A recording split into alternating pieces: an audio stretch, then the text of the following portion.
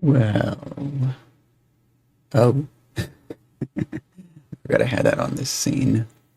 That's fine. That's fine. Completely fine. So here we are. It's December, and Christmas is coming up pretty soon. Almost too soon.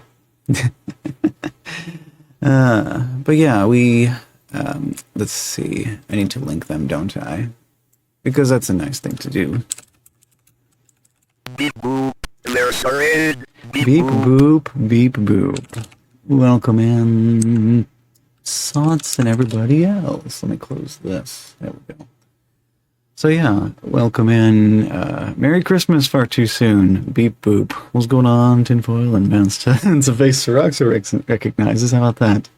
Oh wow. Actually, yeah, that's the more amazing thing. What's going on, Skillet? It worked on Twitch Mobile and beep boop indeed. Let me get the link to this though. So, as part of our exploration of the old Pink CD, which we are not doing tonight, one of the things we came across was a series of games. And it turns out they're still around, still on the web, still going. But now, instead of having to pay money for these games, you can go to their website, get your very own registration code, get your full registered version, absolutely free. So I've already done a complete playthrough of Santa's Secret Valley, but they have a sequel, All Aboard for Santa. I'll go ahead and read their description on the website real quick. In All Aboard for Santa, you return to the Secret Valley on a new mission. Santa's boat has washed up on shore, empty except for his pet monkey. Where can he be? Taking Santa's own boat, the Red Nose, you set out to find him. Such a fast, reliable, and above all, durable boat is just what you need for exploring the lake and all its mysterious islands. The website sounds possibly familiar. Santa's Sequel Valley. Hey, perfect. Yeah. Let's see if I can double click on this. So I had to do a display capture for this one because game capture and window capture both failed us. Santa owns exotic animals. Yeah. Yeah. Okay. Where's the... Let's see. That looks all right-ish, but let me know if the volume is messed over. This is one of those where if we Alt-Tab out of the game window, it completely minimizes itself. Fortunately, we have voice commands. Let's get started. There we go. All Aboard for Santa, An Adventure in the Secret Valley by Nick Sullivan and Brigid Skelton. Oh, sounds already higher quality than you were expecting. Well, this is some fine, fresh Midas right here. Oh, we have captions on this one too. Well, that's also fine. It's cool. It's neat. Yeah, I have a sound font, so it's gonna the Midas is gonna sound good. Oh, jazz font. Yeah, bitmapped graphics here. Let's check out their story. Our story. Each summer, Santa sails his boat, the Red Nose, to a little island. There he works on new toy designs. Somebody used the spray paint tool in MS Paint. That's an interesting font right there. Real book font. Yep. Okay, let's go to the next page. Santa always takes his monkey, Saru, along for the trip. Saru is clever. She has untied the dock ropes by herself. Too bad Santa isn't aboard. Oh no. Santa is already hard at work. If he glances out the window, he will see the Red Nose drifting away. Now he is trapped on the island, and Saru is lost at sea. Is that it? Is that all the story? Okay, I guess that's it. We just have the 2 pages. Alright, here we go. Game. You're lying comfortably in Santa's living room. Outside the cabin, it's a beautiful polar summer's day, but it's even nicer here in the dark. After all, everyone needs a hobby. Yours happens to be sleeping. Ah, yes. What was his name? Fizbin? Something like that? That's how we got in trouble in the first game. He was supposed to be keeping watch over Santa's magic bag, his magic bell, and I don't remember what the third item is. Hey, we appreciate people following, especially if they're lurking. So thank you for that. Sweet, finally somebody mentioned Santa's monkey and boat. They're left out of everything. Yeah, it's the Santa lore that long lost. And that's some nice midis there too. So we got a little flickering candle and a flashing light. Oh, we turn the light on, the midis goes away. Oh, hey, there's the monkey. Look, it's Saru, Santa's pet monkey. What can she be doing here? She's supposed to be with Santa at his summer studio in the Secret Valley. Oh, that's cool. Candy cane pole up into this little monkey house, I guess. This is Saru, Santa's pet monkey. What can she be doing here? She's supposed to be with Santa at his summer studio in the Secret Valley. Okay. Fact-checking brain wants to know if polar summer is endless day or endless night. It's 6 months of day and then 6 months of night, basically. I remember experiencing that on my trip to Alaska, how it is basically like eternally... during the daytime, it was full daylight, but at night, you still had, like... actually, I can't even think of a good appropriate time to say for this. Basically, it felt like 30 minutes till sunset all night long is what it was. So that was interesting. Oh. Beautiful. Okay, you have an uncomfortable feeling. You really should be out there doing ... something. Yeah. Solving puzzles, pointing and clicking. Oh, right, Santa's boots. That's probably what it was. Santa's magic boots and his bottomless sack don't get used in the summer. They just sit here by the fire until Christmas comes. Yep. Oh, nice watercolor. That kind of looks like watercolor. This new portrait of Santa and Mrs. Claus replaces one that was damaged by vandals a while ago. Some of the elves think the style is a bit odd. Well, I mean, it's art. You can't really complain about art. Oh yeah, and the poor neglected sack. Yeah. Oh, was this? Though it's hard to concentrate in this comfortable position, you cleverly recognize your own legs and feet stretching away towards the other end of the couch. Uh-huh. Okay. And then the bell.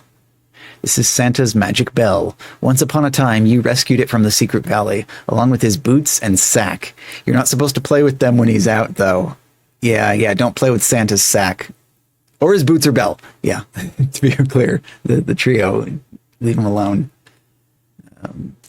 So let's see, what do we do next? We have we have an arrow. Yeah. Elves aren't into impressionist aesthetic. Yeah. Yep. Making the notes. Okay, so we got a door. Oh, I thought it was going to be locked. Oops, I wasn't ready for that yet. Get back in there. Oh, there's a reverse view. Okay, a cup of tea is always nice before setting out on an adventure. It's too bad Blitzen ate the last of the tea bags yesterday. Ah, eating the tea bags. That's a new method of tea enjoyment I have not been aware of. Yep. North Pole gets 24-hour darkness in winter and 24 hours sunlight in summer. Look at somewhere like Alert in Canada on dateandtime.com and see the sun graph. Yeah. Oh, the blue sky is definitely sus. Let's take a look here. Oh, this is a recent photograph of Santa's amazing cruiser, the Red Nose. Oh, you pick up your trusty piggy bank. That's right. Yeah, so the ducats rhymes with buckets, says so in the help file. That's our currency for the hint system. So in these games, they include a very nice hint system. So if we ever get stuck, I'll just go click on that. And it's very, like, the more you spend, the more it spells it out for you. So, actually, no, wait a minute. That's right, hint points. So as you use hints, your hint score goes up. So it's like golf. The lower your hint points are at the end of the game, the better you did. Yeah, and then these are used for buying and selling who knows what. Yeah, Life Ring brings up the hint system. We might want to save our game periodically. I don't know how much crash potential this game has. And then what's this? Oh, yes, you could take a candy from the bowl, but you already had 3 before you went to sleep. You better leave some for the other elves. Yeah. Oh, obviously, if the help file tells you how Oh, it's prone. Yeah. Pronounced, we have to call them ducats. Ducats. Yeah. What's this? You might be able to squeeze out through the monkey door, but you're more likely just to get stuck. That wouldn't be a very promising beginning to your adventure. Let's see. These garments are stylish, but a little small for you. They belong to Santa's monkey, Saru. Here we go. This is mine. It's probably quite cold outside. You take your weatherproof elven cap and cloak to protect yourself from the elements. All right, off we go. Oh, so we are not actually on the boat. It's just a cabin. Oh, this is cool. Now that I know that the monkey door is there, I can see the outline along the edge here. Wonder if they ever get, like, other wild animals trying to go in through the monkey door. Enter key should not be that close to backspace on mobile. Aha. Yeah. I mean, I don't like touch typing very much anyway. Like touch screen typing. Well, here you are in the snow, stumbling about as usual. You should probably go south from here. I have to assume this is south then, because they don't give us a compass or anything on the screen. Stumble, stumble, stumble. Wait, what's that in the distance? A bird? A plane? A hut? Is it a Pizza Hut? I'd go for that. This is Santa's secret hut. Oh my. Do we want to know what activities take place in the secret hut? You're not supposed to go in here except in dire emergency. I guess it's an emergency. Let's take a peek. Oh. Okay. You are in Santa's secret hut. There isn't all that much to see, just those tabletop models. Perhaps they're part of some new toy for next Christmas. We can't actually interact with these. These would be perfect for, like, model train sets, huh? We've got this little winter scene up here. Oh, actually, this looks like... You lift the little toy hut over onto the right-hand model. Oh, has this magically transported us from here to here? Is that what's going on here? Because we picked up the little model of the hut and moved it over here. Oh, what's this? Oh. This looks like some kind of clockwork toy that Santa has been testing. It's not very sophisticated, but some children would probably like it. How does it work? Is it just oh, here it is. Oop. Wind it up.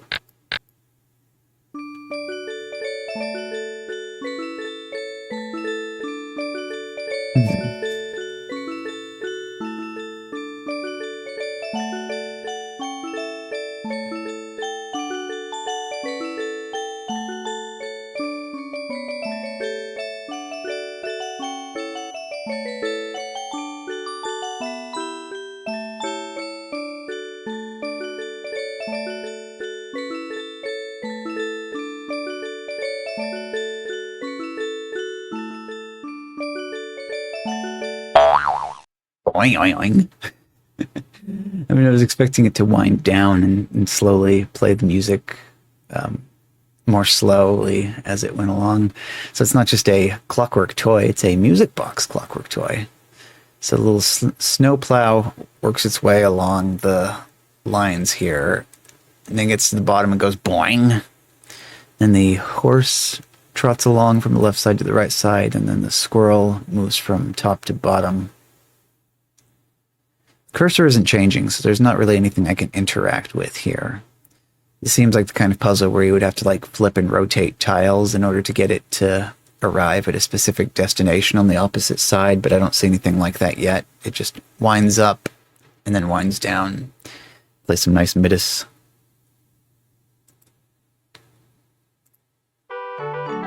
But sure enough, picking up the little cabin and moving it teleported us to somewhere else. You are looking north on a street in what appears to be a small fishing village. You can hear music coming from the open door to your left. Would that be the Midis? Is this, I can't remember what the name for something is, but when you hear music in a piece of media, a TV show or whatnot, and the music is actually taking place in the world and is not just there for the audience's benefit. Oh, I think it got a little bit louder when I went to the building, so I'll say that's a yes. This is, in fact, the music it's talking about. You there.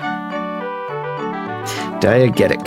Okay. I was thinking dia something, but I couldn't remember the rest of it, so thank you. Hello there, newcomer. I'm Aramis Catherwood, a maker of fishing nets and a notorious local gossip. I often sit right here in the cantina and talk about other people. Their lives are generally so much more interesting than mine. Tell me more about yourself.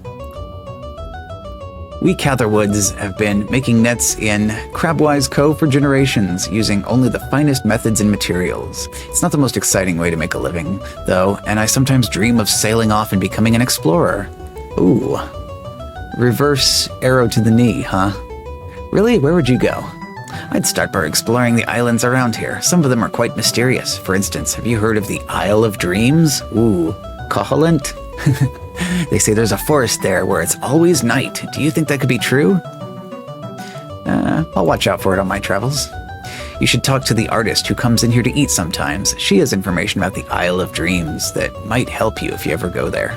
Thanks, I'll do that. You had more dialogue options. Can I keep talking to you? Hey, the mid has changed.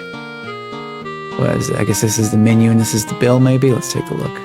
Oh my, that's difficult to read. So, in case you're wondering, this monitor is 1920 by 1080, and the game is about 640 by 480 right in the middle of it. So that's rather a bit on the tiny side. Maybe I could do this. Right-click on also Lucario Desktop for a moment. Let's see. Windowed projector preview. So I can take this, drag this over to this monitor, and now it's bigger.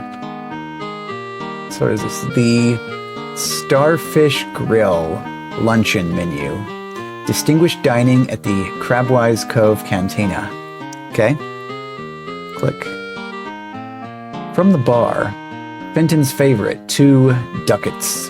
After a long day in the Crabwise Cove municipal offices, our very own Mayor Harcourt Fenton likes to relax with this famous blend of fine teas and banana oil, his own invention. I don't think I've ever experienced banana oil before.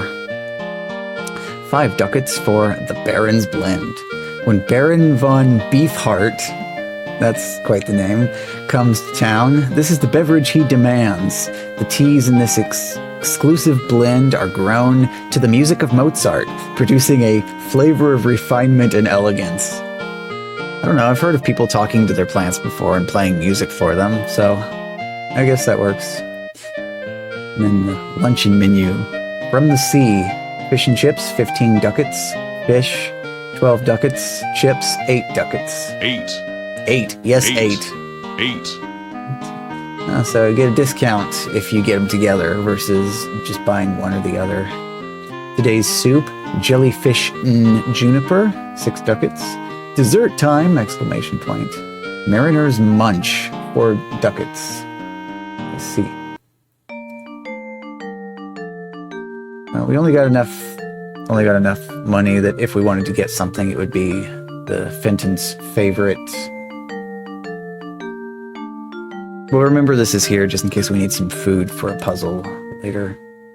Is this Mr. I forgot his name already. Is it Bill? No. It's a monogrammed napkin.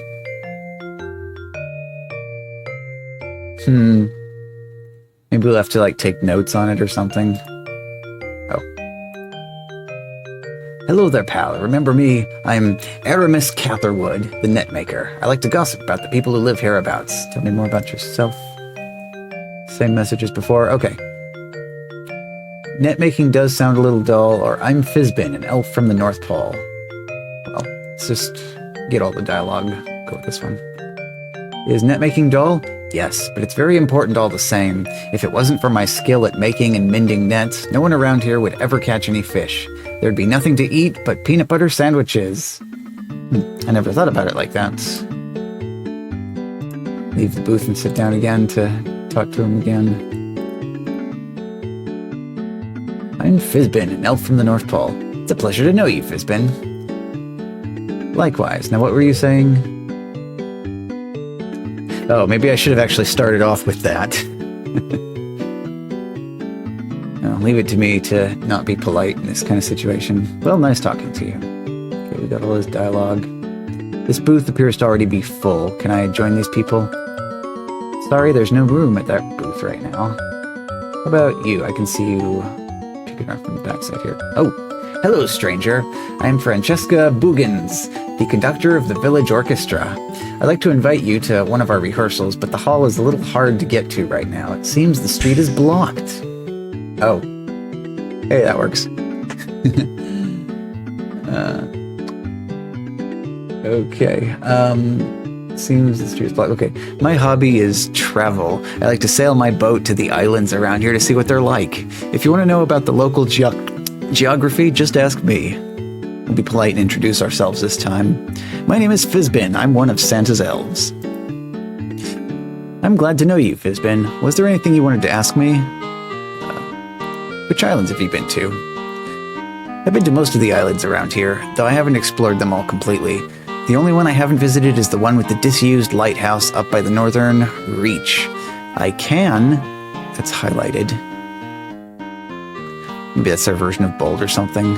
I can tell you about Robot Island, Telescope Island, and the Isle of Dreams, though. Alright, you wanted to know about that from earlier. Let's start with Robot Island. Robot Island isn't a very nice place, mostly barren rocks. There's a big tower there made from some kind of metal, but so far I haven't found a way to get in. Some people say that pirates go there sometimes, but I've never seen any. One time, though, I thought I heard a strange squawking or screeching sound in the distance. I never found out what it was. How about the Isle of Dreams? The Isle of Dreams is said to be a place of enchantment and mystery, but when I went there, I didn't see much of anything. Just a little beach and a cave, really. With my claustrophobia, I didn't go in the cave, but it looked quite dark and forbidding, probably full of wild animals. Sounds like a good time. Can you tell me about Telescope Island? Telescope Island is quite large. The middle part is a big, flat plain with a tall tower in the middle. The tower was built by the Secret Valley Telescope Society, but the telescope at the top is only available to society members. Yeah, I'm probably going to need to become a member, so we better ask about that. How do you become a member? There's some kind of test you have to take when you get to the tower. It's supposed to be quite difficult, but I don't know the details. I suppose I will. I suppose I'll find out if I ever go there. Same menu. Yep, same menu. Back up, please. No napkin on this table. We got a coffee stain on the table, though. It's a little ring here. Let's see, what's this? Is this one of those saloon-style doors? Oh, you're in a hallway between the Cantina restaurant and the stage door of the Starfish Lounge, where musical performances and other events are staged for the amusement of all. The stage door leads to your right. Okay. Like onto the stage or like the audience hall? Test your knowledge. Explorer's quiz. Contestants needed. Starfish Lounge. Ah, yes, and there it is. So each one of these games has this little quiz component to it where you have to learn information and then come back to take the quiz. Oh, what's up, B-boy? Pikachu says hi, and also... what's her name as well? Okay, back out. Yep, it's the sequel to Santa's Secret Valley, where apparently Santa's boat, we didn't know he had a boat, but is apparently lost at sea because Santa's pet monkey, who we also didn't know about, untied the line going out to it. So we got our mission and we got to accomplish it.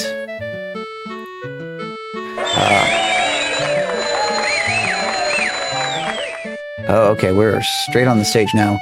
Welcome to the Starfish Lounge, ladies and gentlemen. We have an exciting quiz in store for you today, featuring two fine contestants. At the blue lectern, please welcome Mitch Good, while at the red lectern, meet his opponent, a newcomer to our village, Fizbin the Elf.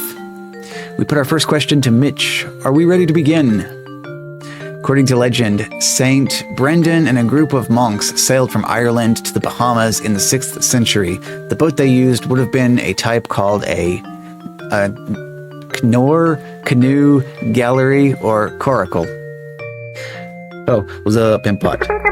Not only button, but a crazy under your number. Oh, wow. Yeah, that is a nutso button, but thank you for buttoning, DFS. Pimpot, all these games sound like you found them in the back of a video rental store behind the beaded curtain. Well, it's a ton of games. Classics 1, loaded with shareware. And we've been working our way through it for quite some time now. In fact, when we return to that, we probably only have a couple more episodes left before this CD is all done, and it'll be time to move on to another one. But for now, we're checking out a full version of a shareware game that we already... Actually, I don't think this one was even on the CD. I think that just Santa's Secret Valley and Uncle Julius and the Anywhere Machine. I think those are the only ones that were on the disc. Santa's Secret Valley, saucy. Yeah, we got the full playthrough of that up on YouTube now.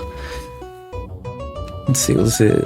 You hear the murmurs of the excited crowd behind the curtain as you step out into the bright stage lights. Seems you've arrived just in time to join in the popular Starfish Lounge Explorers quiz. Good luck. Well, the thing about these quizzes is that none of them really require outside information. Somewhere there's going to be a library or something where we can get all of the answers to all of the questions by reading through a lot of books. So, what's his name guesses Coracle? Right, Mitch. Coracle is the correct answer. Coracles, or carracks, are rowing boats made of wood or wicker with a waterproof covering. The Knorr was a Norse Viking ship, while canoes were used by North American Aboriginals. A gallery was a Greek or Roman vessel, usually rowed by slaves or criminals. Oh. You boys reminded of the weird games you can check out at the public library. Coracle of Ages. That's perfect. So you got one of Seasons. With that, ladies and gentlemen, Mitch has 1 point lead. Next question for Fizbin. The name America came from Italian explorer, crown prince of Spain's favorite horse, the Carib Indian word for prosperity, or Columbus's daughter? I don't know.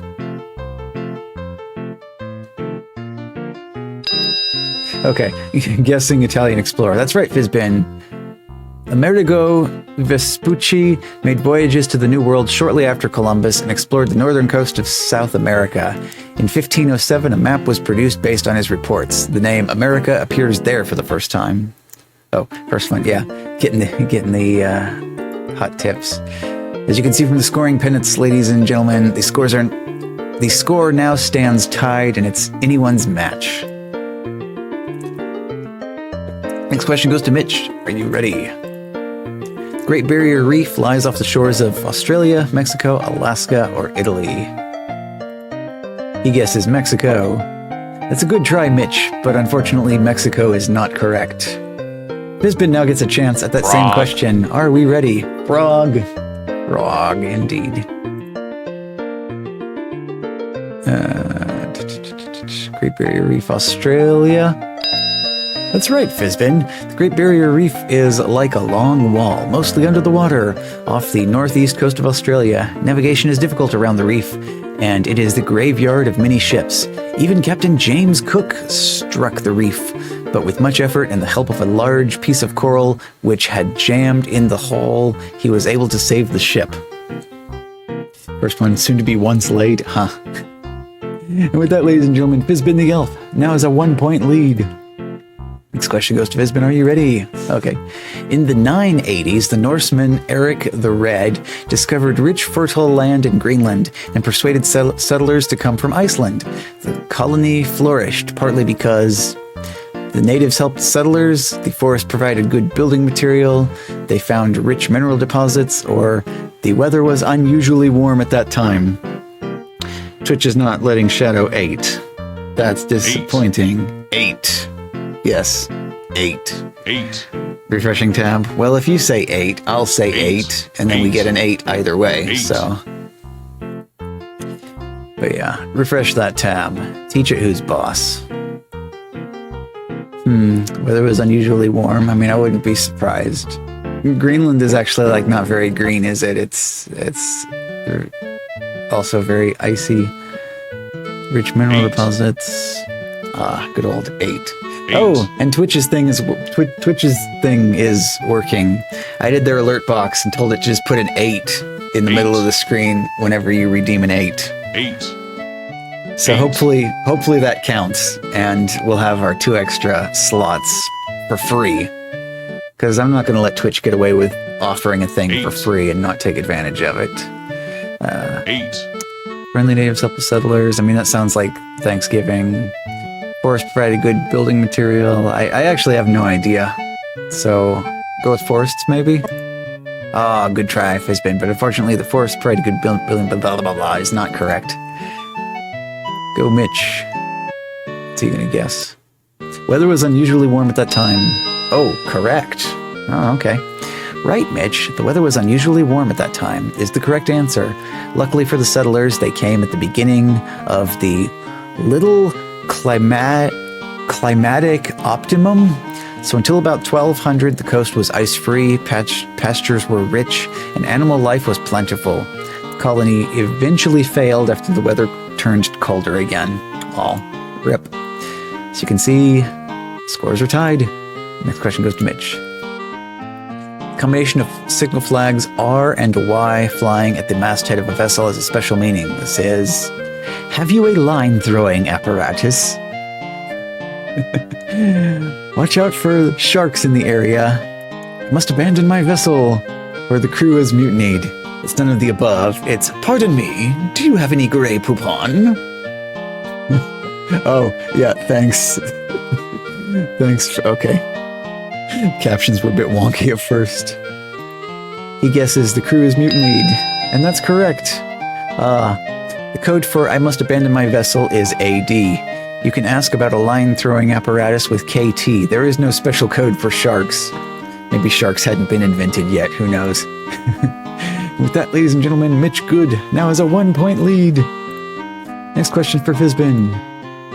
Okay. It is good to have a keel on a seagoing vessel because it strengthens the hull. It will warn you of shallow water, helps to fend off sharks, or it keeps the vessel from being blown sideways. Let's see, the keel is the bottom, right?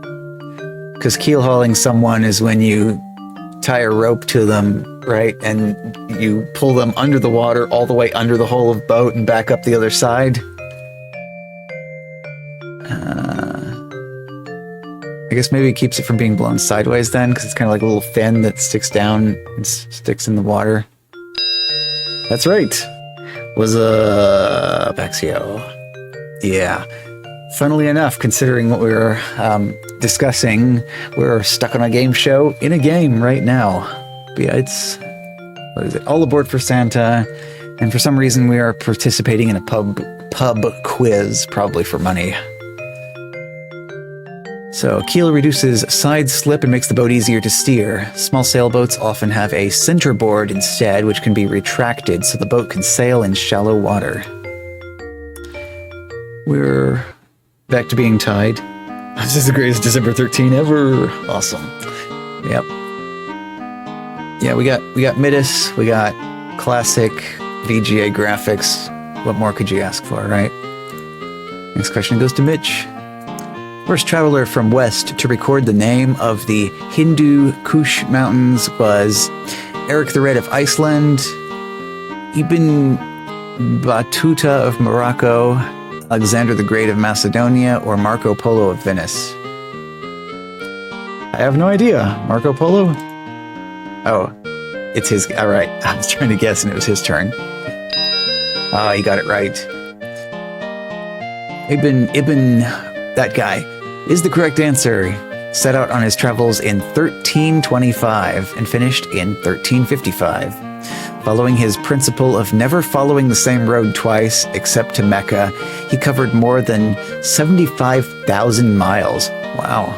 After all his travels, he decided that in the end that Morocco was the best of all the countries he had seen. Oh, Mitch Good is the winner. Outstanding performance on today's contest, and now let's find out what he has won. Congratulations, Mitch, you're the lucky winner of today's grand mystery prize, a tiny pair of roller skates inlaid with silver. Well, if that's not a typical adventure game item for you. I don't know what is. I'm obviously going to need that for something later.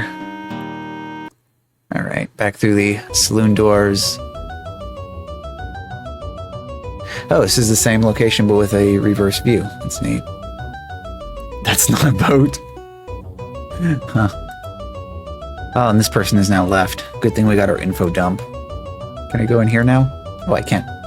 Hello, stranger. I am Eustace Bundi Bundi, the village blacksmith. When I'm not working at my forge, I like to spend my time studying the history of our region. Did you know that piracy used to be very common around here? I see. I'm Fizbin, one of Santa's elves. Pleasure to meet you, Fizbin. Please tell me about the pirates.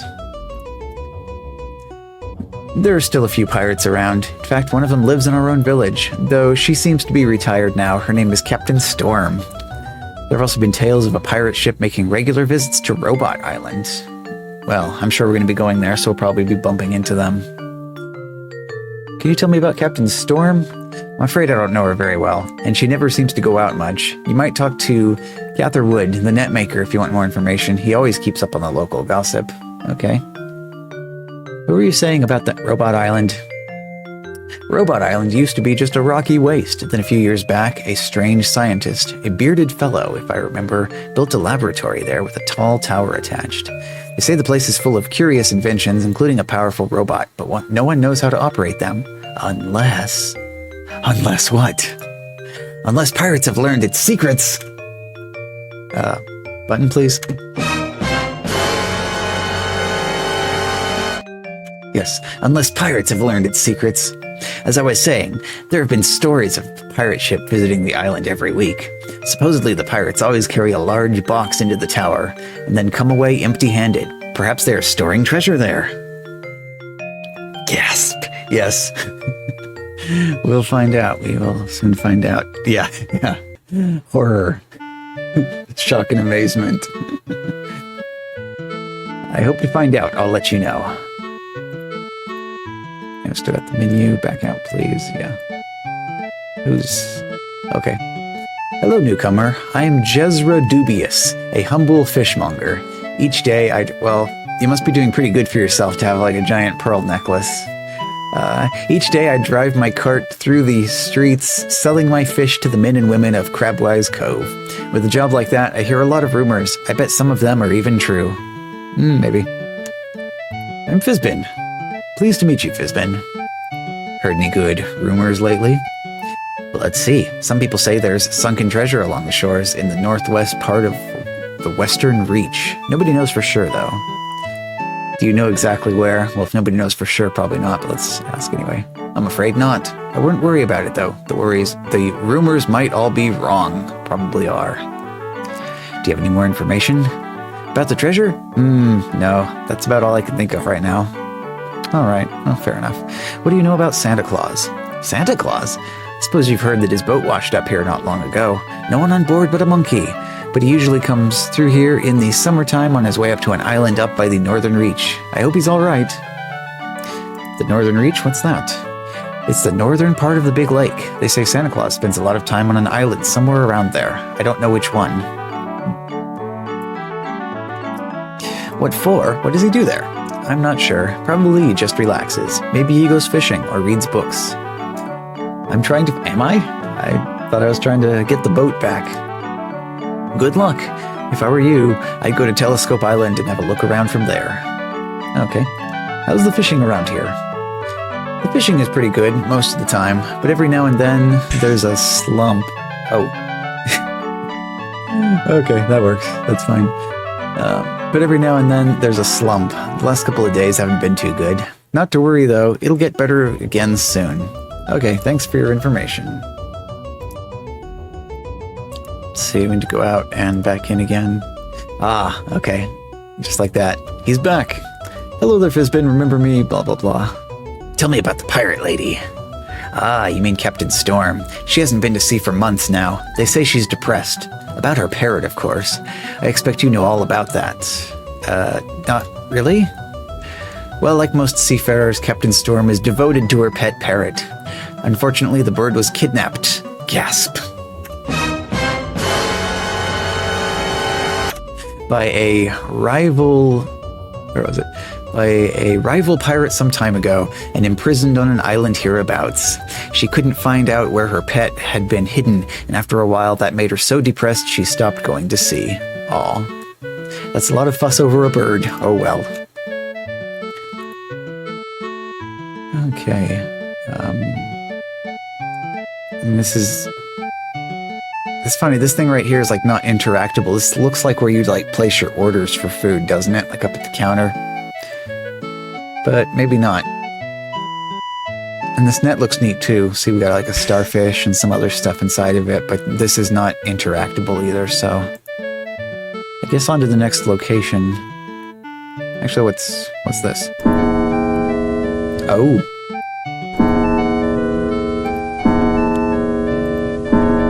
A thing to play with. Can we go inside? Sure. Oh, it's a schoolhouse. Okay, so we got an alphabet. Oh, and we got numbers, including our beloved 8. 8. Yes.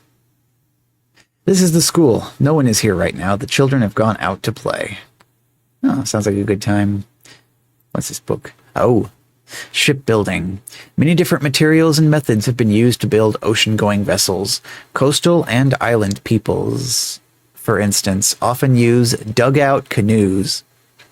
In Ireland, rowing boats of wood and hide called coracles were once used on lakes and in the ocean. Ancient Peruvians built balsa and bamboo rafts that may have carried them as far as Polynesia. As sails improved, it became possible to sail almost into the wind, and the addition of a keel kept the boat from being blown sideways. Ooh, are we going to learn all the facts we need to ace that quiz from this one book? That would be convenient. Huge Chinese junks once explored and traded in the Indian Ocean until the Ming emperors prohibited foreign trade. Game show, yes. Fabulous prizes, including weird silver roller skates, or whatever the thing said it was. The Norse had long ships constructed with overlapping planks. Such a boat is called clinker-built. The smooth-hulled ships the famous Genoese explorer Christopher Columbus used to sail to America were square-rigged caravels. Yep, note-keeping indeed. Navigational aids. Early Polynesian navigators found their way at sea using stick charts, a framework of sticks indicating distances with shells to show islands.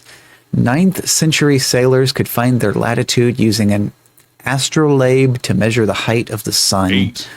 8. Or a cross staff to measure the height of a star. The Chinese, Greeks, Arabs, Italians, and others have all laid claim to the invention of the magnetic compass.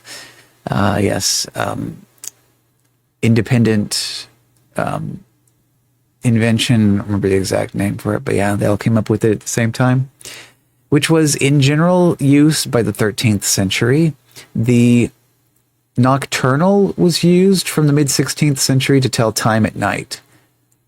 Actually, I need to remember to look up the stick charts later, see a picture of it, because that sounds interesting.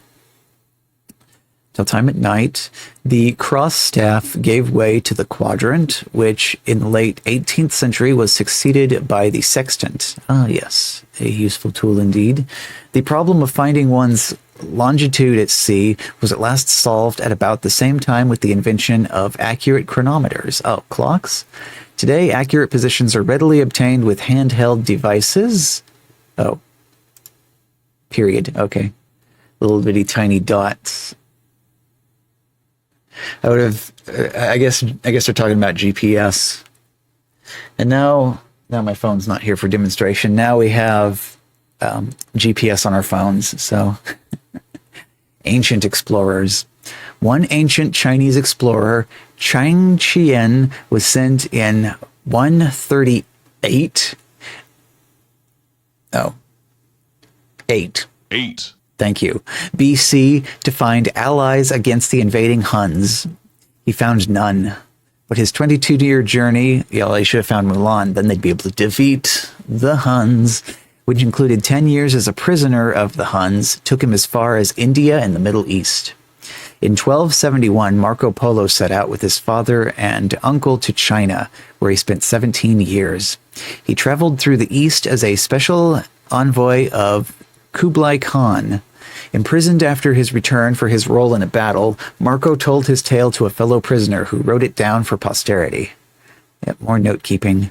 In the 1300s, the traveler of the age was Ibn Battuta, I have trouble reading, a Moroccan whose 30-year odyssey began with a pilgrimage to Mecca.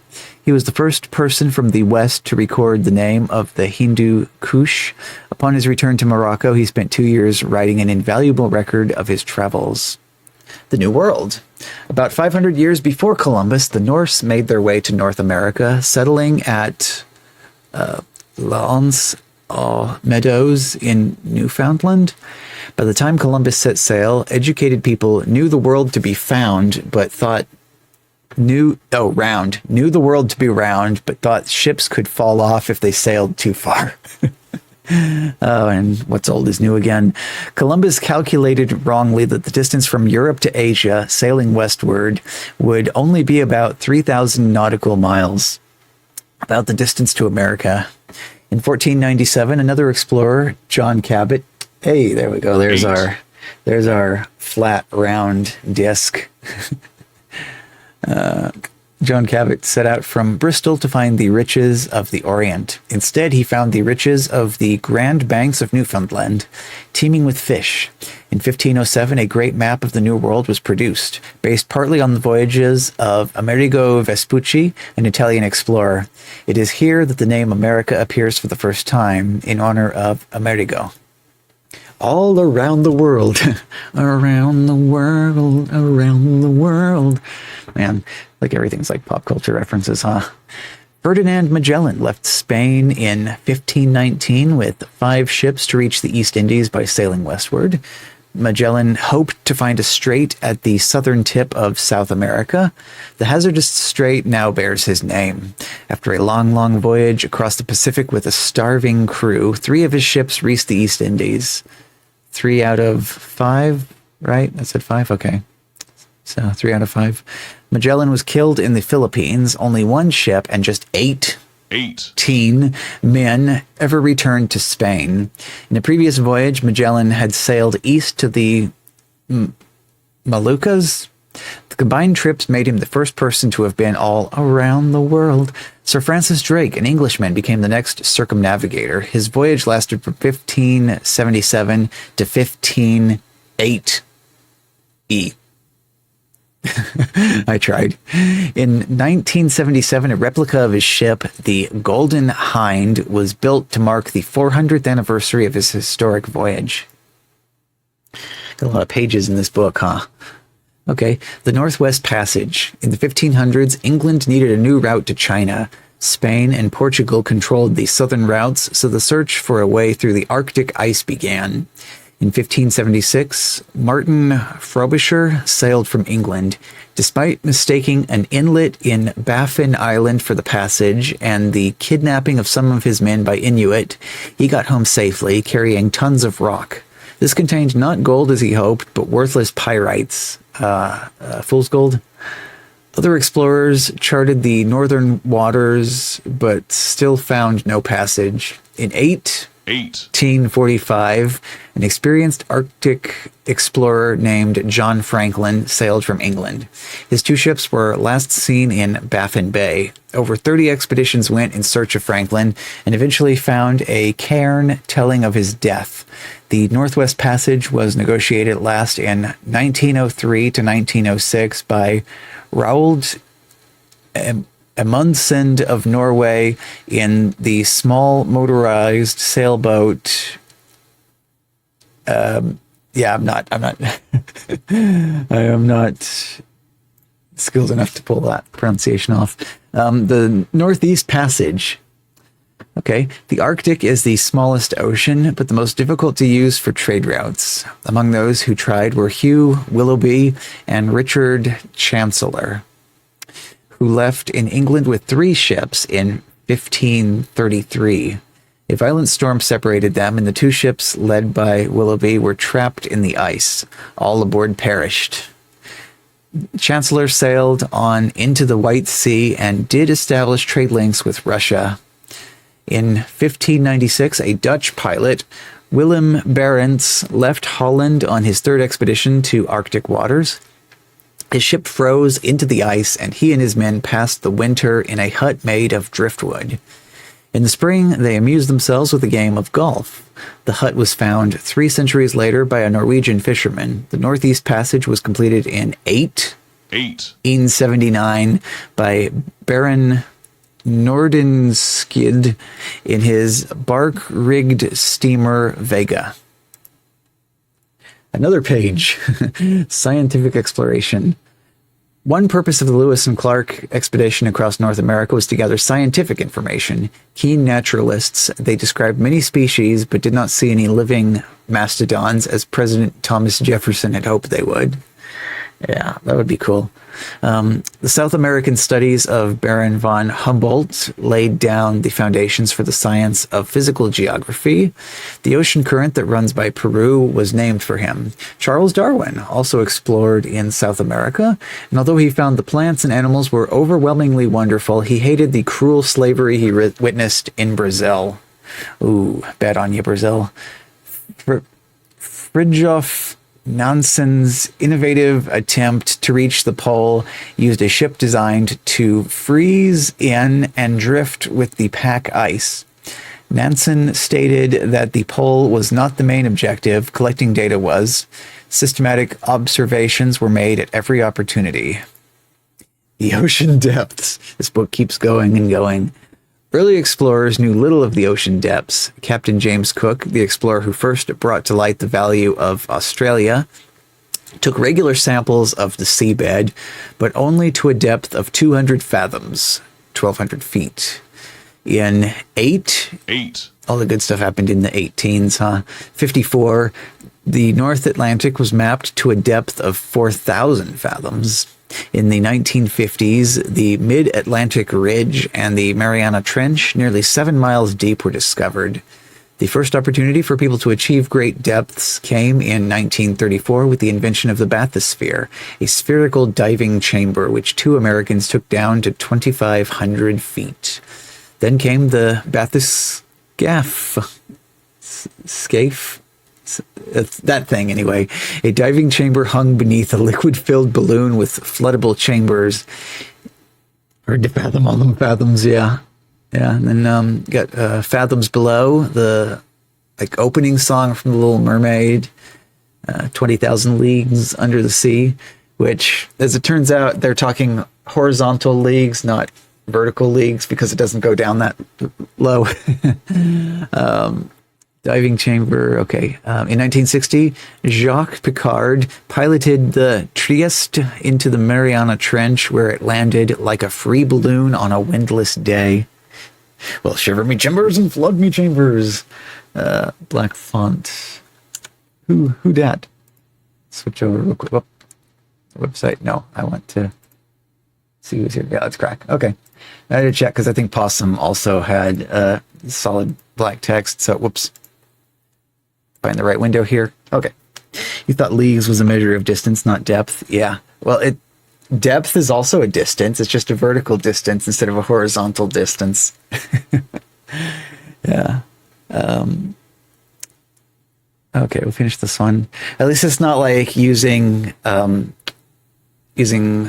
light years as a measurement of time instead of a measurement of distance. Ooh, outer space. Will the Enterprise be mentioned on here? Russians launched Sputnik 1, the first satellite into outer space. In 1957, it was soon followed by Sputnik 2, which attained orbit with its last rocket stage still attached. Made the Kessel Run in 12 leagues. Yeah. That's even more impressive, actually, because I think there's like a few orders of magnitude difference between them, huh? Okay. Total weight of 6 tons. 8? Oh, yeah. In 1958, the Americans launched Explorer 1, weighing about 31 pounds and roughly the size of a grapefruit. The first animals to return from orbit were 2 Russian dogs. In 1961, Yuri Gagarin I don't know. Became the first person to go into space, orbiting the Earth in 108 8. minutes. Several eights on this page. John Glenn, who in 1962 was the first American to orbit Earth, returned to orbit in 1999 to test the effects of space travel on older people. Hold on a minute. What year did this game come out? I guess that would explain actually why this wasn't on the... What did I do with the CD? What did I do with the CD? If this did actually come out... Okay, so the CD was 97, so if this game actually did come out in 99 or 2000, that would explain why it's not on there. Okay. Test the effects of space travel on older people. The first person to set foot on the moon was Neil Armstrong, yes. July 20, 1969. Also a very nice year indeed. Developments since then include deep space probes like Voyager, the Space Shuttle, and the new International Space Station. Yep. And in fact, ISS is still going today, with a few extra additions made onto it, though, since then. Where's the exit? Exit. All right. Let's look at the chalkboard. Oh, whoa, we got more stuff. In 14.8, 8. E8. Oh. I was hoping that would be enough, but it actually still managed to correct it. 8. 8. Hello? 8. 8. Thank you. Bartholomew Diaz became the first European to round the Cape of Good Hope in Africa. He named it Cabo Tormentoso, or Cape of Storms. It was renamed by King John of Portugal, who felt the original name would discourage exploration. Oh, and Miss Schnitzel uses this board to write lessons for the class. Lately, the children have been studying exploration and the sea. Awfully convenient for us. Okay, the Dutch East India Company established a base in Java to carry on trade in the Spice Islands and to explore. In 1605, William something in his ship Little Dove made the first known landing by a European in Australia. His examination of the barren-looking north coast convinced him that there was nothing of interest there, however. Okay. Oh boy. Turning it over here. Okay. In 1493, Columbus sailed the Big Blue Sea. Nearly right, Jamie. Good try. 8 out of 10. 8. Oops. Don't click on that. Okay. Click on this one. Okay. Sea Fever by John Masefield. I must go down to the seas again, to the lonely sea in the sky, and all I ask is a tall ship and a star to steer her by. This one doesn't have a grade on it.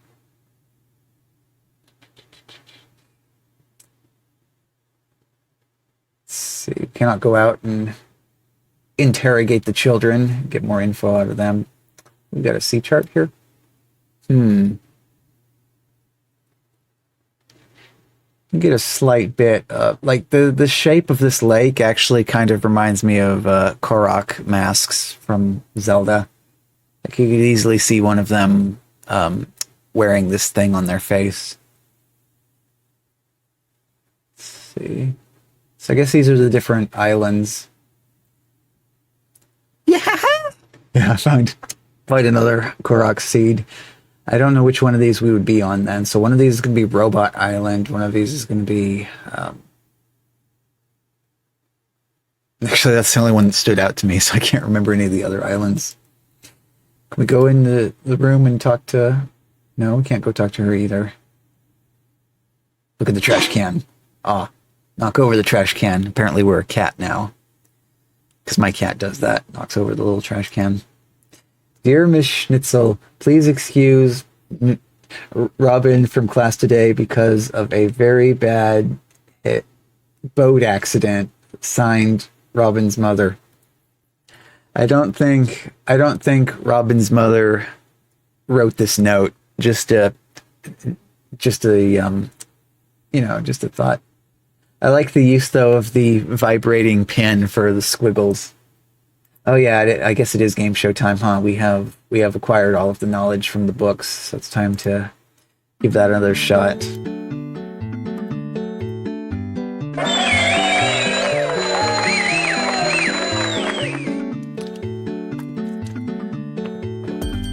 Blah blah blah.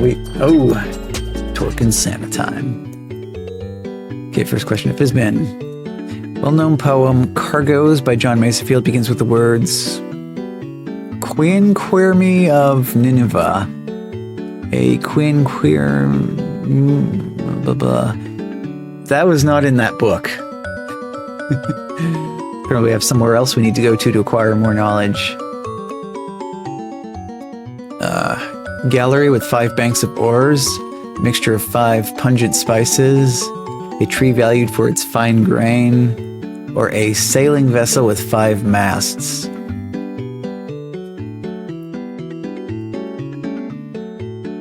I don't know. I'm going to guess that one. Oh, that's not it. An opponent says it's a tree valued for fine grain. Oh, that's not right either. So it was a galley with 5 banks of oars. Gotta be a boat, yeah. Next question goes to Horace. Are you ready? Shortly after Columbus reached what he thought was Asia, another explorer sailed from England to North America. He was Cabot sailing from Bristol in the Matthew sailing from Cabot in the Bristol, King Henry the Navigator, or Bristol sailing from Matthew in the Cabot. Womp womp. Cabot sailing from Bristol in the Matthew. That's correct. That didn't ring any bells, so I don't know if that was in the book either, or if it just went in one ear and out the other. Yeah, womp womp. Horace has a lead. Okay, Fizbin. The Humboldt Current, named for its discovery, Alexander von Humboldt, runs near the coast of Newfoundland, Brazil, Alaska, or Peru. Was this the part where it talked about the slavery in Brazil? I don't remember now already. Brazil? No. Peru. It was Peru. And now he's got the 2-point lead. There's no way to gain off of that. R and Y flying at the same time. Crew is mutinied. Yes. He's got the 3 points. There's no way to win. Oh, yes. The one with the 3 8s in it. 8. Portuguese explorer Bartholomew Diaz led the first European expedition to sail around the tip of Africa, which he named... I don't recognize any of these answers. It's like I went and read the book, and now it's giving all questions that I don't... Torment. Okay. Yeah. That's right. Cape of Storms would not encourage exploration, so he changed the name. That's right. Horace still has the 2-point lead, though. Get it wrong, Horace. Get it wrong. Goodsy Butt to distribute his gifts. No, he got it. He won. We shall immediately retry. Maybe we'll get lucky.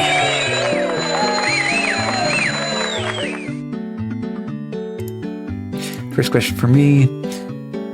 Oh. Juan Ponce de Leon set out from Puerto Rico to search for the fabled land of Bimini, where he was expecting to find easy fishing, abundance of gold and jewels, horses of superb strength and speed, or a fountain of youth. But whenever that ding sound plays, you feel like you're walking into a 99-cent store in 1995. That sounds like Fountain of Youth. That's right, Fizbin. Ding. Or pitch shift that a little bit so it does a ding, ding, ding, ding. That's kind of another common doorbell. Yep. Indian legend spoke of a fountain with waters of marvelous curative powers. Ponce de Leon reached land on Easter Sunday, and so named it Florida. In Spanish, Pascua Florida means Easter. Unfortunately, he never found the Fountain of Youth. We're at 1 point. Oh, Sophie is our competitor this time. Oh, okay. Russians were first to venture into space with Sputnik 1. First successful American satellite was size of grapefruit. Get it wrong, please. Size of grapefruit. No. Filled with old people to this day.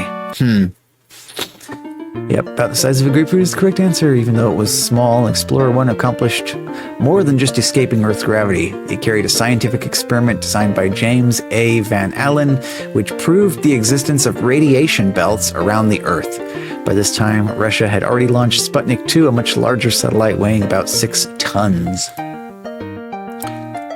It's a tie. Question for Fizbin.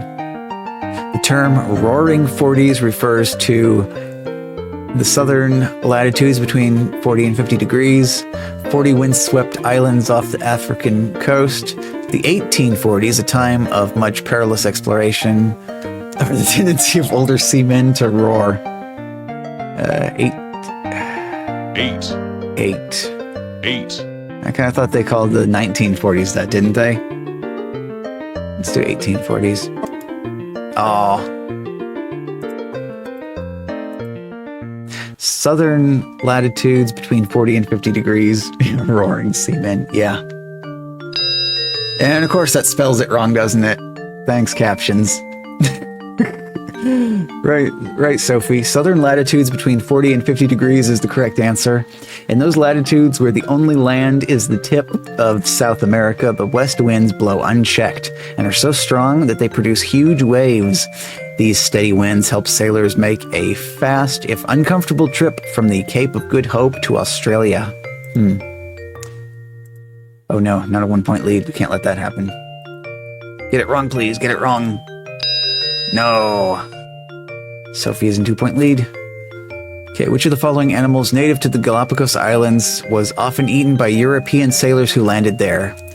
Galapagos finch, tortoise, marine iguana, or the dodo? Well, they ate the dodo to extinction. Ate. Yes. So, dodo? Oh, no. Tortoise? Oh, that's right. The tortoise is the correct answer. The Galapagos tortoise can reach a length of 4 feet, weigh more than 500 pounds, and live for more than 200 years. Right up until it gets eaten. Unfortunately, they are now extinct on several of the islands, partly because so many were eaten by whalers. Now, the whalers should be on the moon instead of on here. Actually, that's all kind of horrible. Hunting whales and eating tortoises. Just one left now, right? Ah, yeah. It had a name too, didn't it? A specific name that I can't think of. These other buildings probably have more clues, don't they? What's this one? Oh. Your fortune, 1 ducat. Okay. Let's do it. Ooh, how mysterious. A journey by water could be in store for you. Yeah, thanks for that. Starfish Lounge.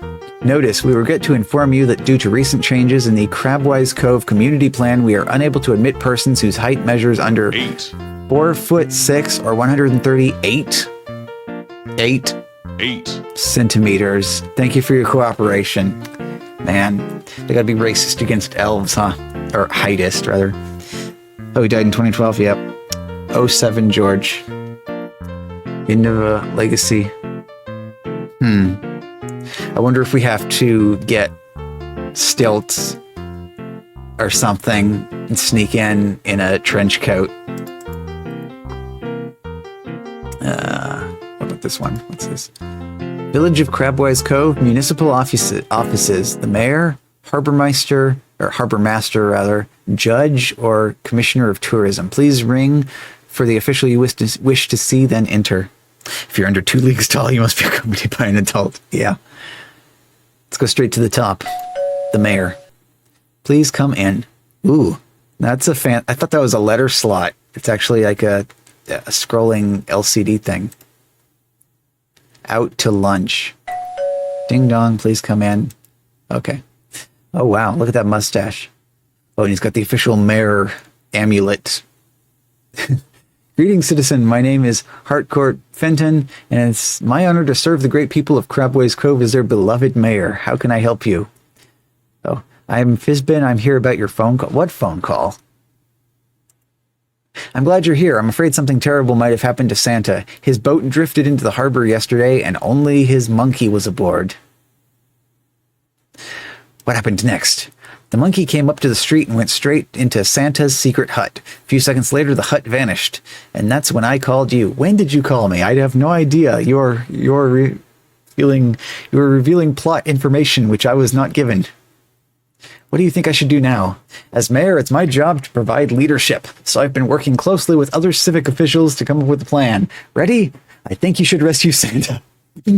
What is the mayor smoking? Yeah, well, I mean, with a mustache like that, you know he's got the good stuff, right? Would you like to be more specific? Since you're the expert, I'll leave the details up to you, but I will continue to take an active leadership role, and I'll be on hand to take the credit when you've accomplished your mission. Thanks, Mayor. The monkey was on the boat and made the hut disappear. Don't trust this man. No, I made the hut disappear. 8. Where is it? Oh, hey, it's the boat.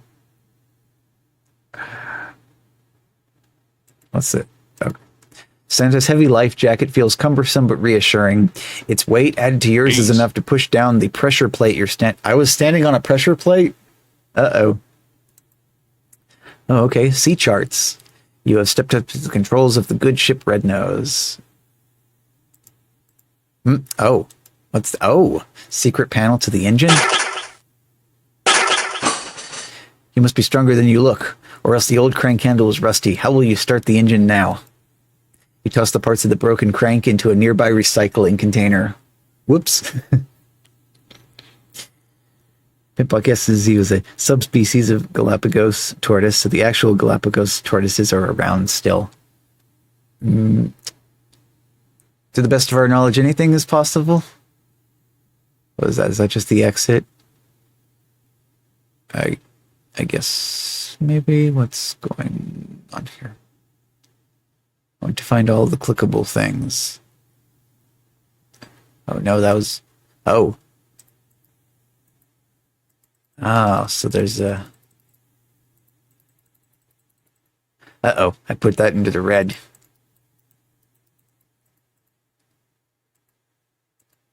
Okay, so you're mixing hot and cold water.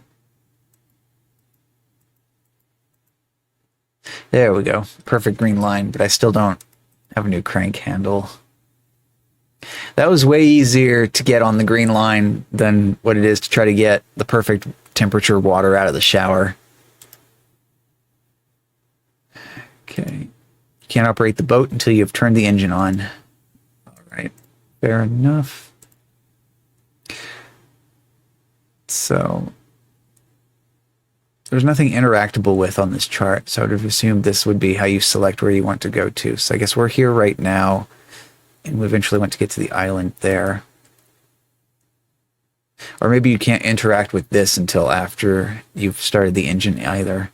Oh, there's that tower. Okay, so that's Telescope Island then, and that's the big telescope on the top of the tower. Is it a castle? I'm not sure what island this is. Maybe that's Robot Island. It looks awful robot-like. It's like all made out of metal or something. The yellow chart has like a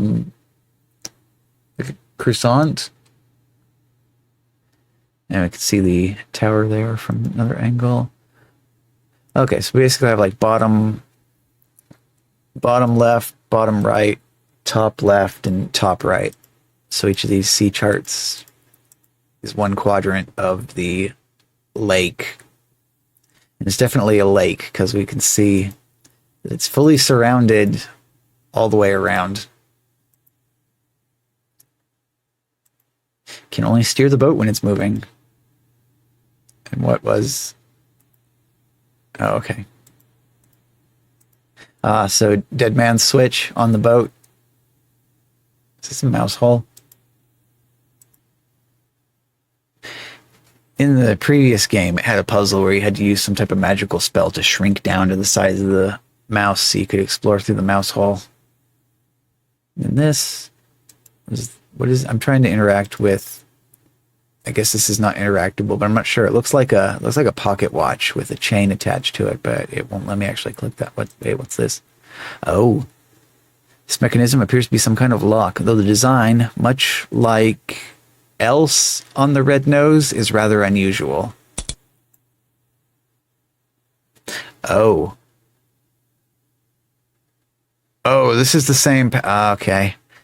I'm gonna have to go to back to that cabin where the little clockwork thing was, where the snowplow goes through, because this looks like the exact same pattern as that. So I'm going to have to like write down the path that the little snowplow took through the maze in order to unlock this. All right. Anything else in here? Don't think so. Actually, this is nice. All places we go to having reverse views. Oh, 1, 2, 3. Lots of... Okay. You're standing on the porch of a notorious local pirate. You must be remarkably brave. Hello? Are you home? I'd like to talk about your missing parrot. Oh, butter time, huh? That's right, too. We've had to... Oh, hello.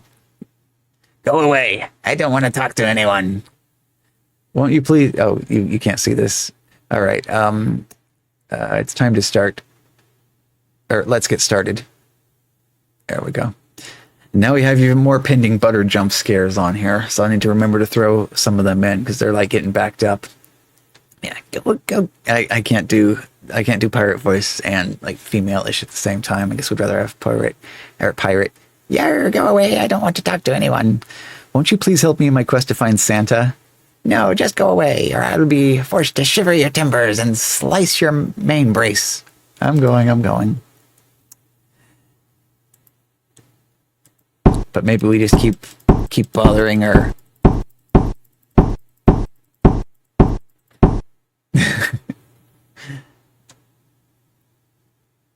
Actually, I'd like to talk to you about your missing parrot, please. Go away, I don't want to talk to anyone. Goodbye, then. Okay, then. Figure something out later with that one. Okay. Starfish, lounge, river shoe. Shake that hook harder, lady. Yeah. Let's go on Sleepwalker. Pirate. That's a Prince cosplayer. Yeah. And then we got... What do we have here? Is this like a scarf hanging from the laundry line? Let's see. Okay, that's back to the... Back to this place. Oh, that reversed the view. Okay, got an alleyway. Hey, a tire. I want the tire. Oh. We got like the head or foot, maybe, of a bed frame. What does that say? Q something 100 G something. Or is it T? Could be T. T something 100. I don't know. It's covered up by the thing. Oh, this is a vacant lot. People seem to dump their old junk here. It's rather unsightly. The authorities should do something about it. Go complain to the mayor. Oh, that's right. We still have the other people in here. Let's talk to them too. Harbor Master, come in. Come in, matey. This is... Ahoy, sailor. I'm Harcourt Sea Hound Fenton, Crabwise Cove's trusty harbor master. I'll be happy to deal with your questions regarding the harbor and any boat you may have noticed there. Now instead of wearing the bigger amulet, he's wearing the little whistle. Yeah, apparently you ring the appropriate doorbell for who you want to talk to, and then he switches outfits real quick. I think the hat might be different too. What do you know about Santa's boat? Ah, the Red Nose, a very fine boat. A special design by a friend of Santa's, they say. The engine is quite different from any other boat I've seen. I'm sure you'll be able to rescue Santa quite easily with a vessel like that at your disposal. Yeah. I'm not so sure. Isn't there another boat I could use? No, I don't think so. Most of the boats around here belong to the fishing fleet, and they're busy all day long. Santa's boat is the one for you. I'm sure he would want you to use it. Thanks for your input, Sea Hound. All right, try again. Judge. You may enter. There he is. I am the Honorable H. Fenton, the Chief Justice official here in Crabwise Cove. What matter do you wish to bring before me today? I'm concerned about piracy in the area. Piracy, harumph. Of course you're concerned. Who wouldn't be? Fortunately, all they ever seem to do is steal each other's parrots. But that's no excuse. Piracy must be stamped out. The best thing you can do is vote for Mayor Fenton in the next civic election. He's tough on crime. Thanks for sharing your views. I wasn't exactly done talking to you yet, but okay. I'd like to report a missing person. Well, that's really a matter for the police at the other end of the street. However, the police station is a little hard to get to right now, I'm told. There's a hut in the middle of the road blocking traffic, so I'll take the information and pass it on. Who's the missing person? Oh, it's my boss, Santa Claus. He wears a red suit and a white beard. We see a lot of people like that around here, but we'll do what we can. We'll let you know if he turns up. Must be a whole, their whole economy must be based around malls and having mall Santas. So that's why they have so many people dressed like Santa walking around. The judge seems shifty. Yeah. But no matter what disguise he dons, at least he still has his same glorious mustache. Although I wonder, it'd be funny if the mustache was also like held on with like glue or something. Is crime a serious problem in Crabwise Cove? Crime is a serious problem everywhere, my young friend. Crabwise Cove may seem peaceful enough, but lawless behavior happens even here. Just the other day I found a man guilty of laughing at a public official. He won't be doing that again. I sentenced him to 3 bowls of the eel and eggplant soup at the Crabwise Cantina. Phew, you really threw the menu at him. 4 jobs, 4 pensions, Fenton knows how to double tip. Yeah. Yeah. Please read the, okay. So we're done with Judge. Commissioner of Tourism. Welcome. Up. Go Crabwise. Puts a t-shirt on. Can I have one of those? I'd be on board with a shirt like that. Actually, they ought to sell them in their familygames.com web store.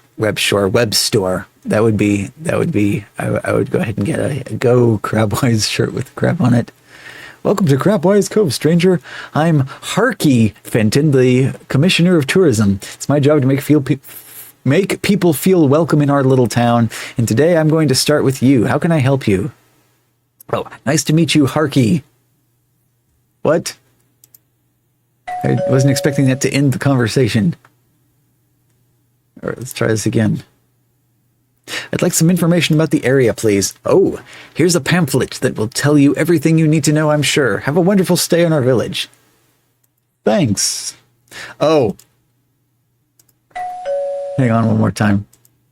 Look, I noticed there's the judge outfit, there's the whistle, and there's the other amulet thing. All of his different costumes are hanging up on the rack here. Nice little background detail. Also, it's a very interesting phone that he has as well. Got the little receiver piece that you lift up and hold up to your ear. And okay, yeah. And we can, so it's like it's an old school telephone then. That's cool. Oh wait, what did the message at the bottom say? Crabwise Cove suffers from a desperate shortage of politicians and bureaucrats. Fortunately, prominent local citizen Harcourt Fenton is doing everything he can to see that all official business is properly carried out. Yeah, I missed that first time. Okay, well, let's take a look. Oh, tiny print. Okay. Welcome to beautiful Crabwise Cove. Isn't it about time to take that vacation you've always dreamed of? Aren't you ready for a relaxing and fun-filled adventure in beautiful and historic Crabwise Cove? Nice mugshots of everybody. Whether it's strolling in the nearby forest of Arden or relaxing at your table in the popular Starfish Lounge, you'll find a wide range of activities to keep you coming back to Crabwise Cove year after year. A 5-star vacation experience. Age Fenton in Crab Talk. I get the feeling this is not a fair and balanced or unbiased review. Yeah, okay, yeah, I saw that already. Friendly village folk will make sure your stay is a memorable one. Join them in the comfort of the Crabwise Cantina for a tall cup of Fenton's favorite. And Castle Beefheart, where every day is a glimpse into yesteryear, open winter season only. Santa's secret hut is open to visitors on Center Street throughout the summer. Okay. Have I talked to you yet? Hello, newcomer. I'm Juanita Tarberry, a prominent local artist. My paintings of nautical scenes and famous people are the toast of the Crabwise Cove cultural community, if I do say so myself. When I'm not painting, I pursue the study of strange and subtle symbols, of sigils, signs, signals, and ... and such. Do you have an interest in these things? My name is Fizbin. Pleasure to meet you, Fizbin. Would you let me paint your portrait one day? We don't see many elves in Crabwise Cove. Okay. Oh, perhaps. Tell me something about your hobby.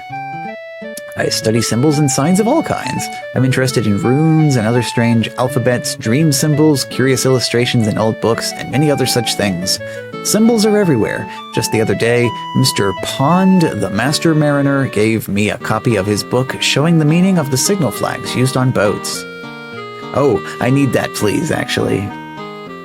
Yeah, because some of the questions are about that.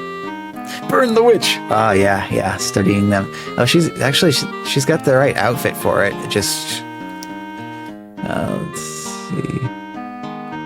Aramis says you know about the Isle of... Oh, yes, we do need info about the Isle of Dreams. The Isle of Dreams? Yes, my uncle has an old book about it. I read it a long time ago, and I don't remember too much, except that it sounds rather spooky. Okay, can you tell me anything at all about it? I don't remember the details, but one illustration sticks in my mind, because it seemed to be very symbolic. I don't know what it meant, though. Describe it. If you'll let me draw on your napkin, I can show you what it was like. Maybe you can figure out what it means. Did she do it? Okay. So, sun, dark blue star, light blue star, semi-crescent moon. Thanks, I appreciate it. Oh, nice little detail. I got a patch on the seat there. Talk to you again. What kind of symbols? Oh, wait, I'd like to hear more about your art. I'm a post modern miscellanist. Every painting I create is in a different style. I often paint in oils, but at other times I use acrylics, watercolors, or the Cantina soup of the day. My latest experiments in paramillennial compressionism are on display right now in Juanita's Personal Expressions Gallery. Too bad the street is blocked. I could take you there. As it is above, so it is below. Okay. Oh, I paint the wooden toys in Santa's workshop. Oh, that ended the conversation. Okay. Tell me about the symbols. Okay, I'd like to borrow the book, actually. Well, I guess we're done with that. Are you new? Oh, hello, stranger. My name is Waldo Pond. I ran away to sea when I was just a lad, and I've spent most of my life on boats. I have a tattoo of an anchor on my left arm and one of a mermaid on my right. If you need to know about the life of a mariner, just ask me. Hi, I'm Fizbin. Pleased to meet you. That time I put the polite option on the top. Can you show me how to operate Santa's boat? Ahem. Well, I've looked over that little boat of Santa's. Unfortunately, I can't help you. The engine is not like anything I've ever seen before. You would think it had been designed by some crazy inventor. As far as I can tell, you have to adjust the fuel using 2 valves before turning the crank to start the engine. You probably need to set the valves just right to get the best speed. Is there anything else I can help you with? I heard you know about signal flags. As a matter of fact, I'm happy to help educate less experienced mariners in the ways of the sea. I always carry around a little book that explains marine signals, just in case anyone wants a copy. Would you like one? Sounds great. It's always a pleasure to meet someone with an interest in the sea. This coloring book will teach you all about signal flags. It even comes with a set of colored pencils. I hope you enjoy it. It's a DIY flag book. Okay. Coloring book by Waldo Pond, Mariner. So, Master Crabwise, the official mascot of Crabwise Cove.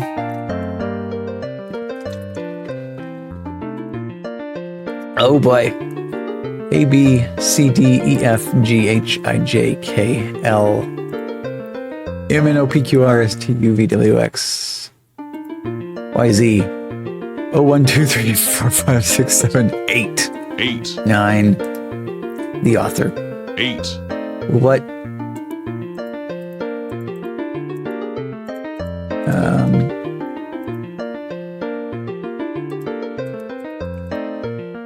How do I know what colors are what numbers? It's probably what the crab on the front is for. So I need to find a picture of the crab from somewhere else, and then that will let me know what colors are what numbers. Crabs are red? Well, crabs are red, but this is Master Crabwise, the official mascot of Crabwise Cove.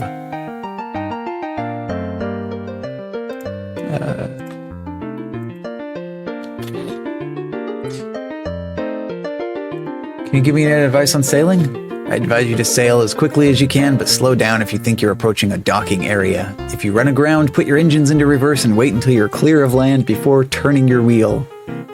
Okay, I'll remember that, maybe. Actually, that's the other problem.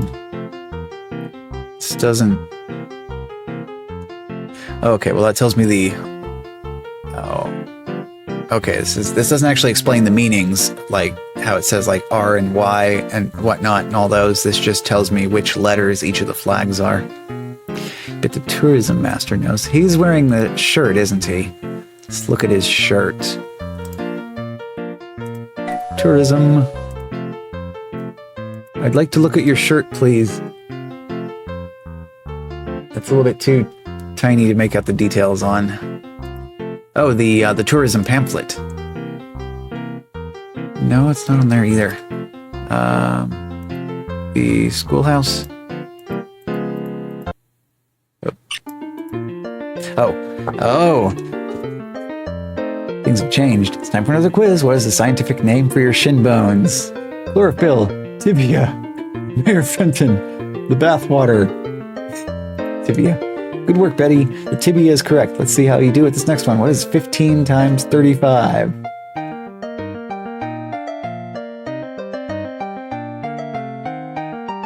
I don't have my math cheating device nearby.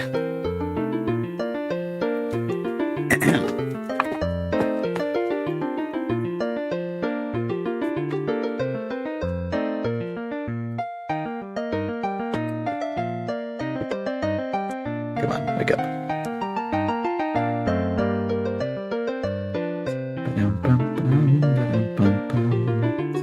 Math cheating device.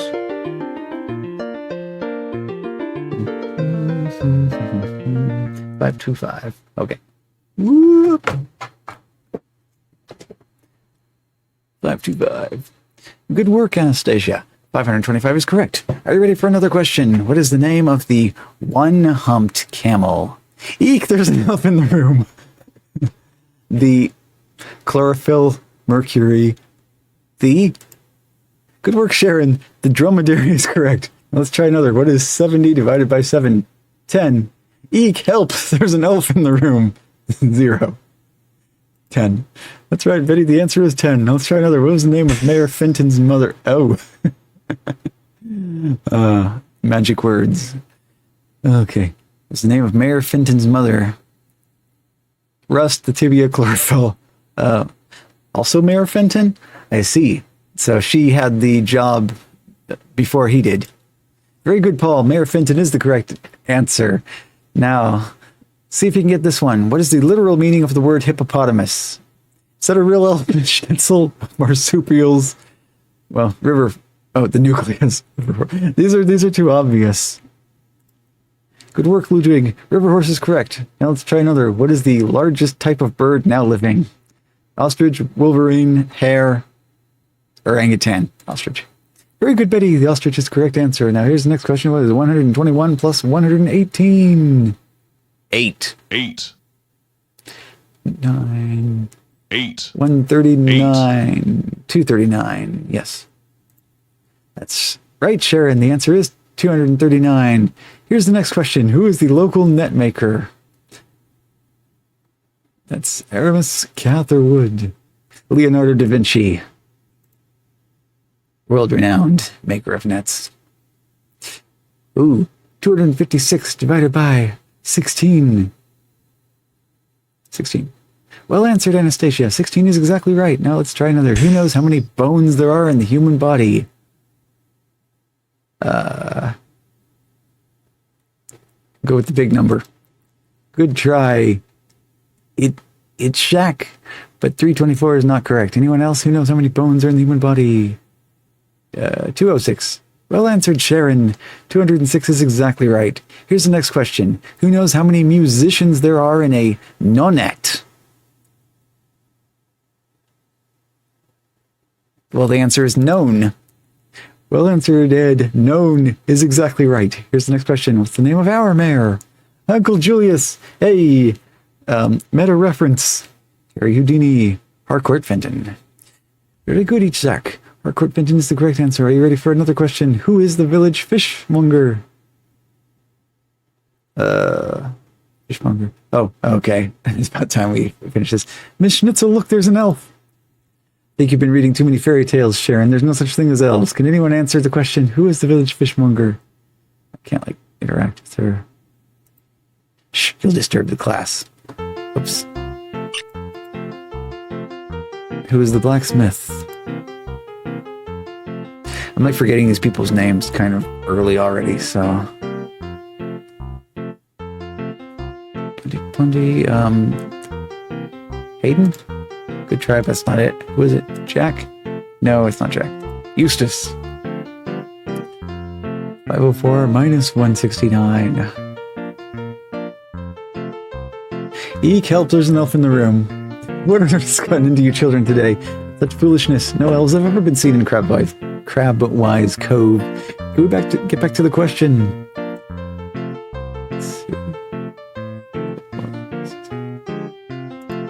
That's right, Annette. The answer is 335. What is the central part of the atom? Nucleus. I'm going to click on all the elf answers that pop up. What is a term for pouched animals like the kangaroo and the koala? Marsupials. How many items are in a gross? 144. What metal is liquid at room temperature? Mercury. It's another name for the animal known as the glutton or the carcajou. I don't know. Wolverine. Okay, correct guess. How many eggs make a dozen? 12 eggs make a dozen, but are other objects still 12 in a dozen? 25 divided by 5. Wonder if this goes anywhere or what. Who is the conductor of the village orchestra? Is that a real elf, Miss Schnitzel? I've been reading too many fairy tales, Wolfgang. Elves don't exist except in stories. Now, does anyone know the answer? Who is the conductor of the village orchestra? Boogans. What is another name for the animal known as the caribou? Reindeer. Correct. What travels faster than anything else in the universe? Light. What substance allows plants to store energy from sunlight? The bathwater. Yeah. Chlorophyll. I don't think this goes anywhere. It just keeps doing this forever.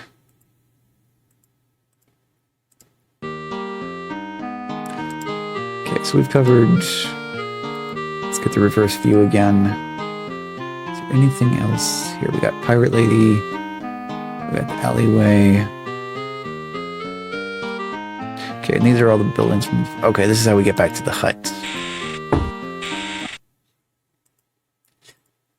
Okay, I need paper. Yeah. I will look for paper, and I have ink pens, and that will work.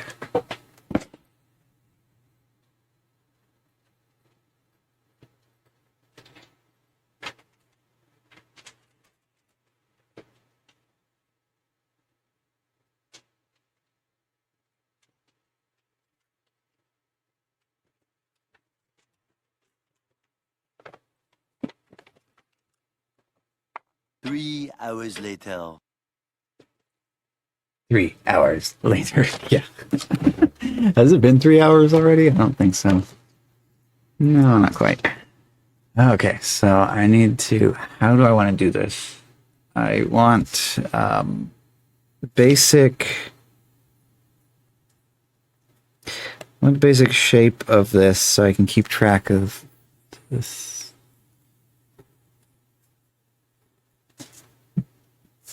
Okay.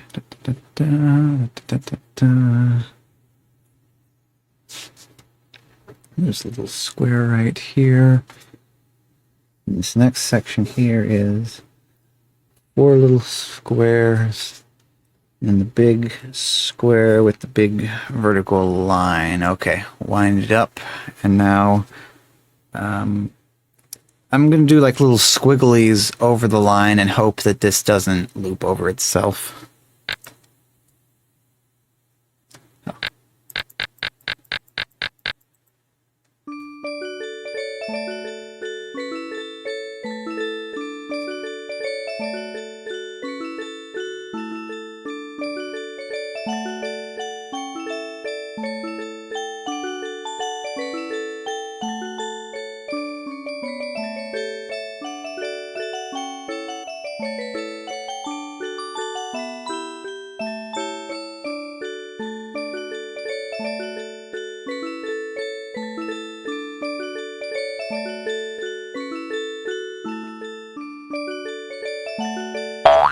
There we go.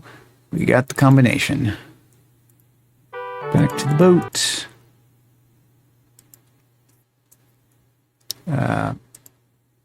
Lock, please. Okay. So that's down, over, up, over, down, over, up, over, all the way down. Over, up, over, down, all the way back over and down. Boing, boing, boing. Okay. Okay, so we got goggles and candy cane themed snorkel.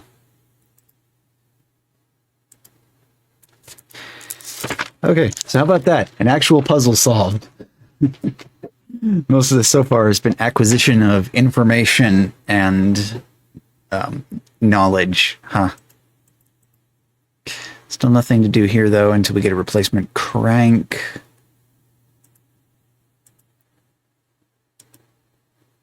Pressure pad to start the ship.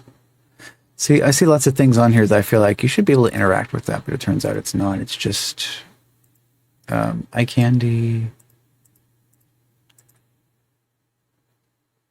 8. 8. 8. Yeah, 8. 8. And a nice 8 right in the middle of the 8. screen there. Actually, more hydrate too. Why not? We've got about this much water at the moment. Nice. Yeah.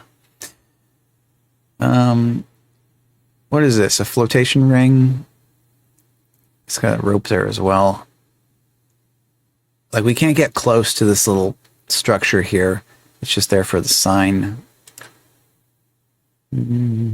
Oh, hey, every time we come back, different stuff is hanging on the laundry line. So this time we got the pirate flag and that.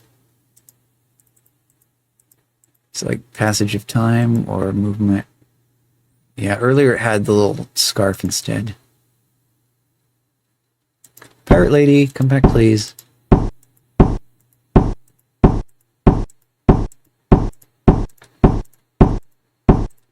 Maybe we just have to, like, show up with her parrot. And that's the only way to get her attention. Go away. I don't want to talk to anyone. Won't you please help me in my quest to find Santa? No, just go away or I'll be forced to shiver your timbers and splice your main brace. All right.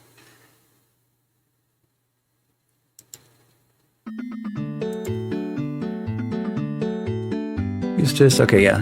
He's the blacksmith. Oh, okay. Our region has a very interesting history. Did you know that there is an ancient castle on the northwest coast? It belongs to the von Beefharts, a very remarkable family. They say that the first Baron von Beefhart arrived more than 600 years ago in a hot air balloon. Oh. But the hot air balloon was invented in something... Not too fast. You don't say. Well, perhaps he came on a magic carpet or a flying horse, or was carried here by a gigantic bird. He certainly arrived by air, and it was at least 600 years ago. Probably much more. Everyone knows that.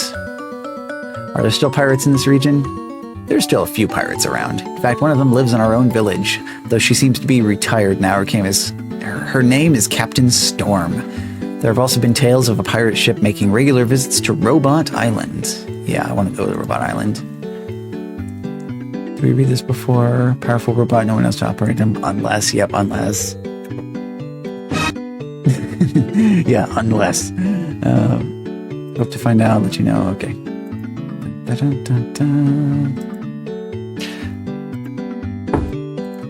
No. So this is going to be interesting as well. So we need to get back here somehow, but get rid of the cabin as well, if possible. Or can I even... Okay, yeah. Yeah, we pick it up, move it over to here, and just like that, we're magically teleported. Facing back across the snow in the direction you have come, this may seem like a good time to pause and reflect, but don't take all day. Adventure beckons from behind. Adventure beckons from behind. That's an interesting sentence. Yep, haven't been here in a while. Oh, cup of tea is always nice. Yep, let's eat the tea bags. 8. 8. 8. 8. 8.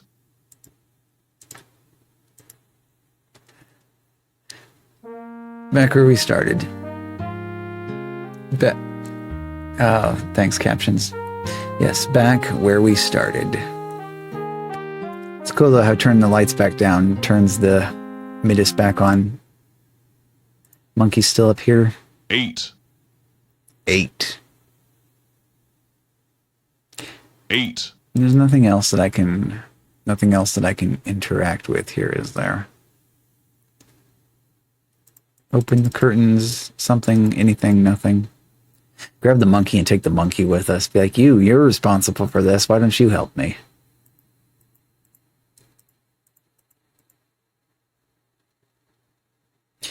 There's no other regions you can travel to here, so... Oops.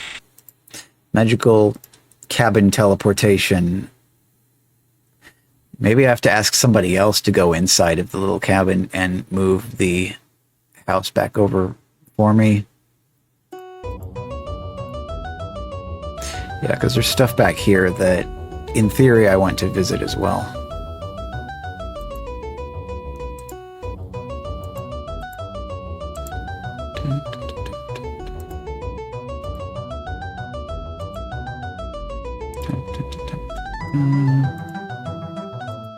What am I trying to do next?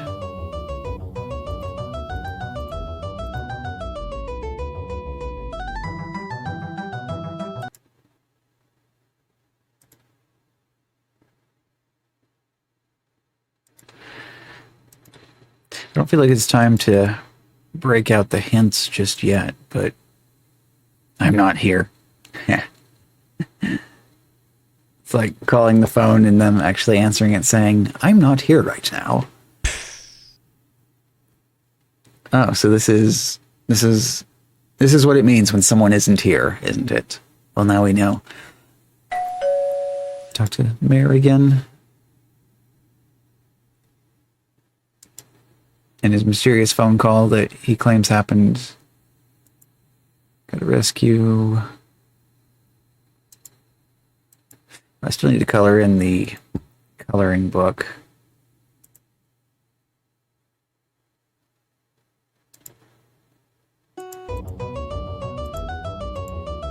Don't have a picture of the crab on there.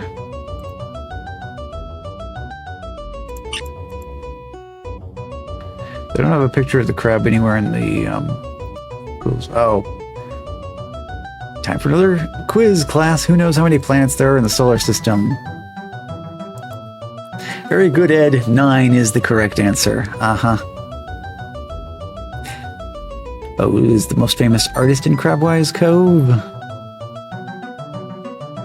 That's Boogans. Oh, it's not Boogans. Tarberry? Yeah. Which Australian bird is famous for its laughing call? Anaconda. Kookaburra. Well answered, Maurice. The kookaburra is exactly right. With what should you be careful not to throw out the baby?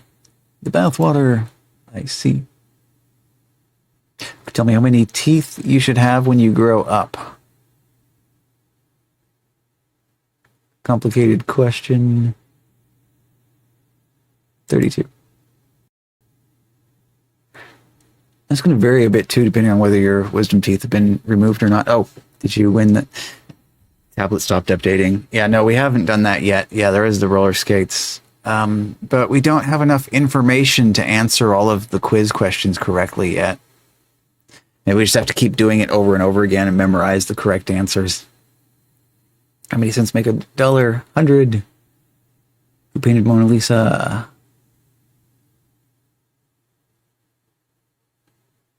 Da Vinci. Who wrote Romeo and Juliet? Shakespeare. Is that a real elf, Miss Snitchell? You must learn to control that wild imagination of yours, Frank. Elves don't exist except in stories. Can we get back to the question? Who wrote Romeo and Juliet? Shakespeare. I pulled the rope. Oh. Oh, is that what it did? Dong. Ah, okay. I messed with the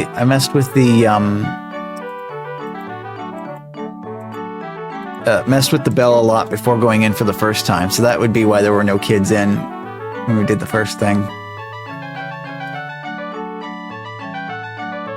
Oh, is this different? French explorer Jacques Cartier made a second voyage to the New World. The Huron Indians welcomed him and helped pilot his ship up the St. Lawrence River. The Hurons told him he had reached Canada, which was their word for village. Cartier mistakenly applied the word to the whole region. Oh. That's how most places are named, aren't they? You get there, and then the native inhabitants say something.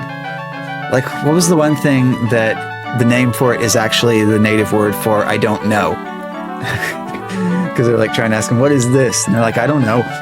And so, anything else new in the trash can? No, just the excuse note. Already been through that book.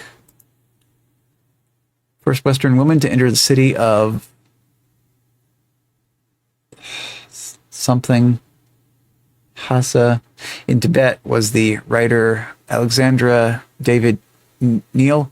She had spent 10 months living as a hermit in the Himalayas and learned enough about Buddhism to become an honorary lama. So is that part of this? You have to keep coming in here and checking the chalkboard out over and over again. Ding.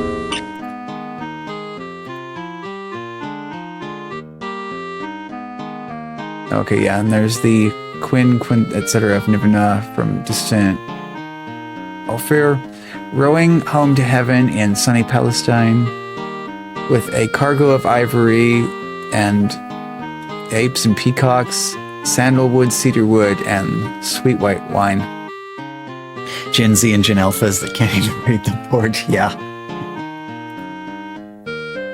The Canadian schooner Blue Nose won the International Fisherman's Trophy many times. Its name may come from the blue-skinned Nova Scotia potatoes it carried to Boston. Another theory is that Nova Scotia fishermen were sweaters of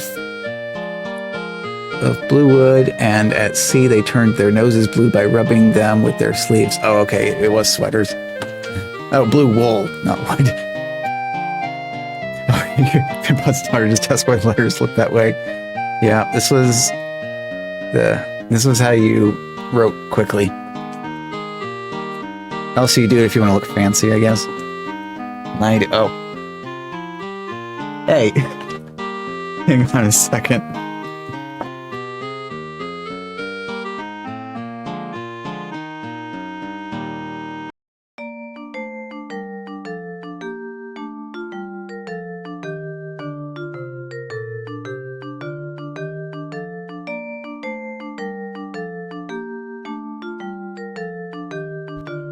The cat grabbed the ink pen and ran under the bed. So, no more note taking, hopefully, for a while. Oops. Alright, I guess we just need to keep trying the quiz.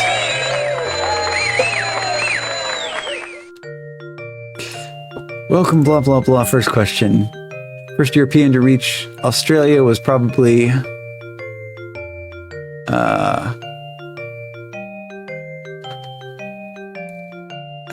did they mention that? Sir Francis Drake? Nope. William Dampier, pirating adventurer. Oh, that's not it either. Okay. William Jans, Dutch navigator. Jack gets the question. 1590s Dutch explorer William Barents made 3 expeditions to find a northeast passage to China. 8. Play golf in the Arctic. Oh, yeah. Sorry, they did mention. Did they mention that? What did they? I don't know. I read all this information and it's like too much. It doesn't stick, especially not now. Next question for Fizban. According to legend, Saint Brendan and a group of monks sailed from Ireland to the Bahamas in the 6th century. The boat they used would have been the type called... Oh, is this the coracle question again? Yes. Okay, score tied. Jack gets a question. Oh, but he got it right. Fizban. Yes, the 3 8s. 8. 8. Thank you. Portuguese explorer Bartholomew Diaz led the first European expedition to sail around the tip of Africa, which he named Tormentosa. Scores tied. Please get it wrong, Jack. Okay. First European expedition through the Strait of Magellan was led by Ferdinand Magellan. The strait is located southern tip of Africa between Alaska and Russia and the waters of northern Canada, or southern tip of South America. Oh, interesting. This actually, northern Canada is not even a selectable option on here. I wonder if it actually prevents you from selecting wrong answers after you've already selected them at least once.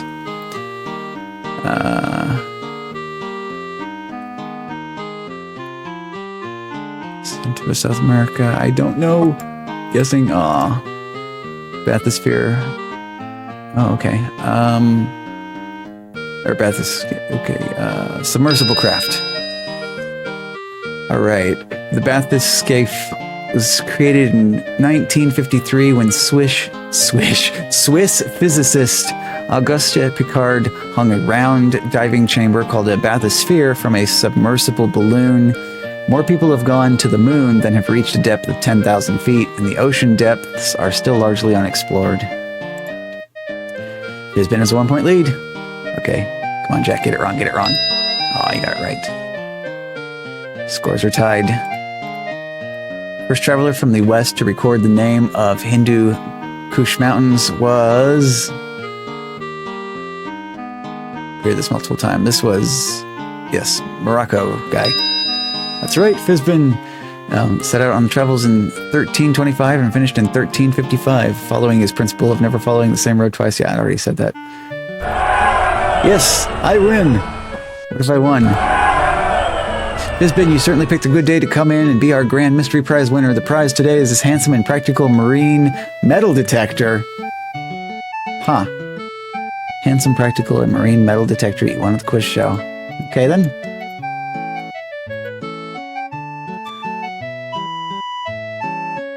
Oh. This is the cantina, the center of social life here in Crabboys Cove. Rough seafarers often come here to drink the strong local tea, sometimes without milk or sugar. Wow. he doesn't have anything to help with the coloring of the coloring book.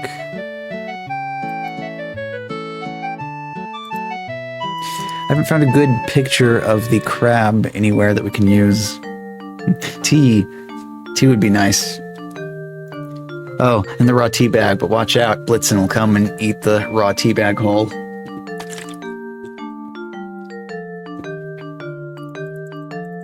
Nothing under the doormat? Nah. Still all out in the Starfish Lounge. Oh. Can we pull a Tom Hanks, put coins into the fortune teller, grow big enough to go into the Starfish Lounge? That would be a funny reference. I don't want to blow all my money on that because I don't want to have to well, I probably do have to do the quiz show over and over again anyway, though. Wait. Oh. Your poking and prodding shakes a piece of metal loose from the old bed frame. No, this piece of scrap metal happens to be shaped an awful lot like the engine crank for the ship. Let's go.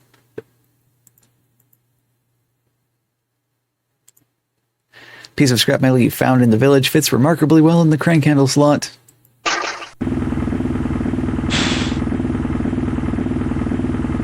Aha! Welcome to the engine room. The advantage of this unusual engine design is that it's entirely non-polluting, as the green housing shows. The manual is missing. It blew overboard during Santa's first voyage. Luckily, it was biodegradable. Alright, let's go. You pull away from the dock. You can only steer the boat when it's moving.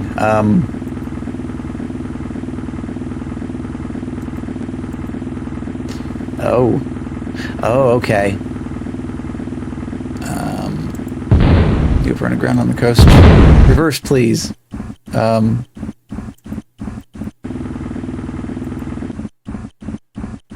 Okay, good. So we can arrive at dock. No, I do not want to be on the dock. I want to...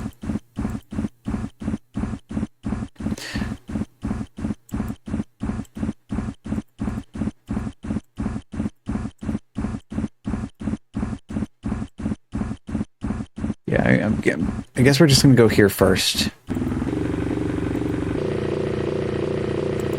Oh, wow. That is a speedy boat. Entering Western Reach. Slow down, please. We arrived at a dock. Okay, we did it. We successfully navigated. We are now on a new island.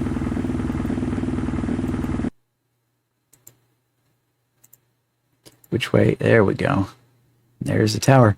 The central feature of this island seems to be the high tower that comes into view as you follow the narrow path through the hills. This tower seems to have been created to provide training for both body and mind. There's probably a way to the top if you can find it. What about this big open door? Oh. You have entered a lobby area at the bottom of the tall tower. As you look around, you can't help but marvel at the skill of the stonemasons who constructed this impressive edifice. Secret Valley Telescope Society, established 1888. 8. 8. Come on, one more. 8. Thank you. Members only on elevator. It's got a slot for putting your membership card into. Wait, this slot must be intended to accept either coins or magnetic cards. You can always try inserting any objects that you may happen to have in your pack. Objects like... what was this? You try inserting the napkin into the slot, but nothing happens. You try inserting the pamphlet into the slot, but nothing happens. You try inserting the coloring book into the slot, but nothing happens. You can try putting things that don't even make any sense into the slot, but nothing happens. So this neat little door will probably rotate to reveal the spiral staircase to go up the tower.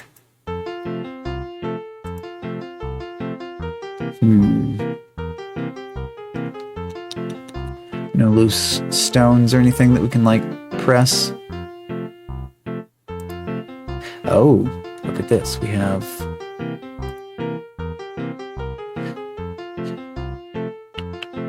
Can we climb?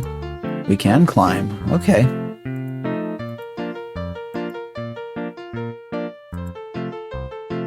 What's this? We have multiple options for getting to the top.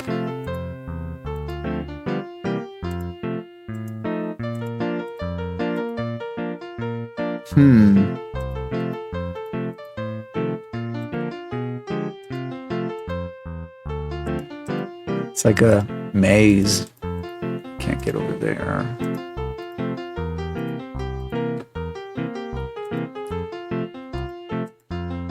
This feels dangerous. Oh, hello. Aha.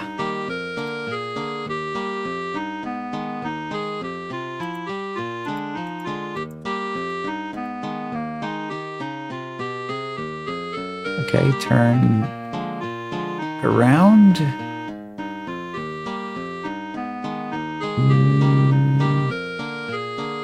This is a dead end.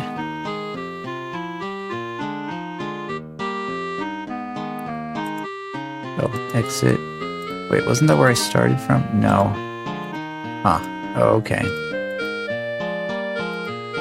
So this is actually a different place than the other spot there.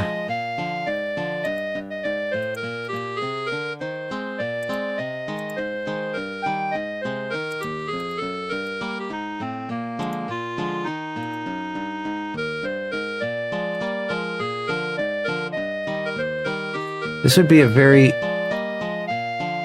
strange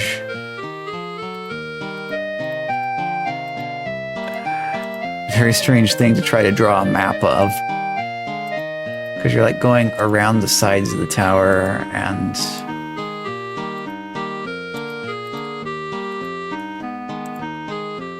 up and down. And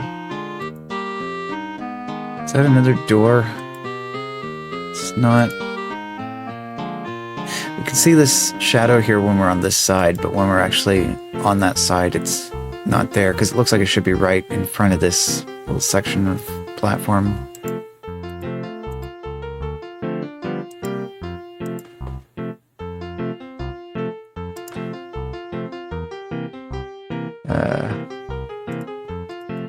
Wasn't this how I got in?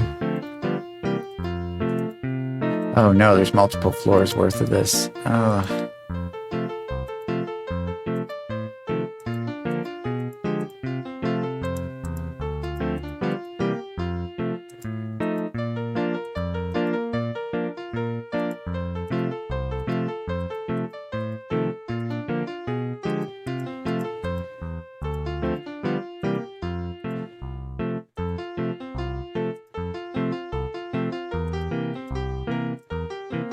This is simultaneously really neat and really annoying. I guess I would... Wait. S. Is that important? SVTS. I probably already know what that stands for from talking to people, but I can't think of anything. Oh, I have to start the engine. Yeah, that makes sense. Start the engine back up again each time.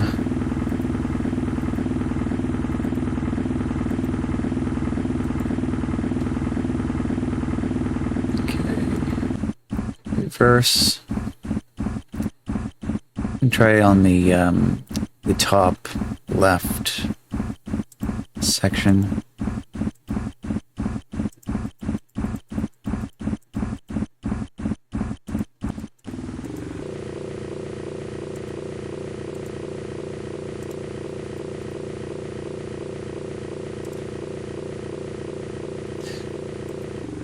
Yeah, I'll do this and then do the castle. All right.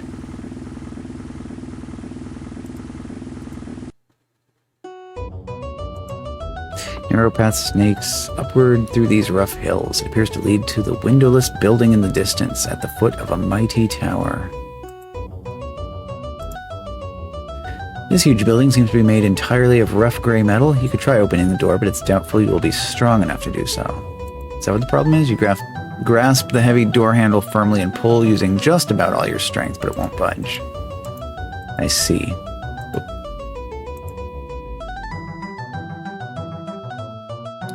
So I wonder what the trick is going to be to this.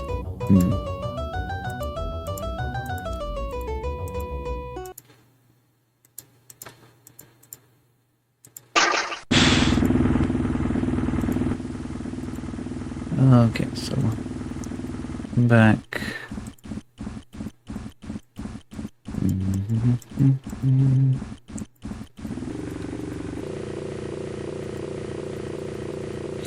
It's definitely an interesting system.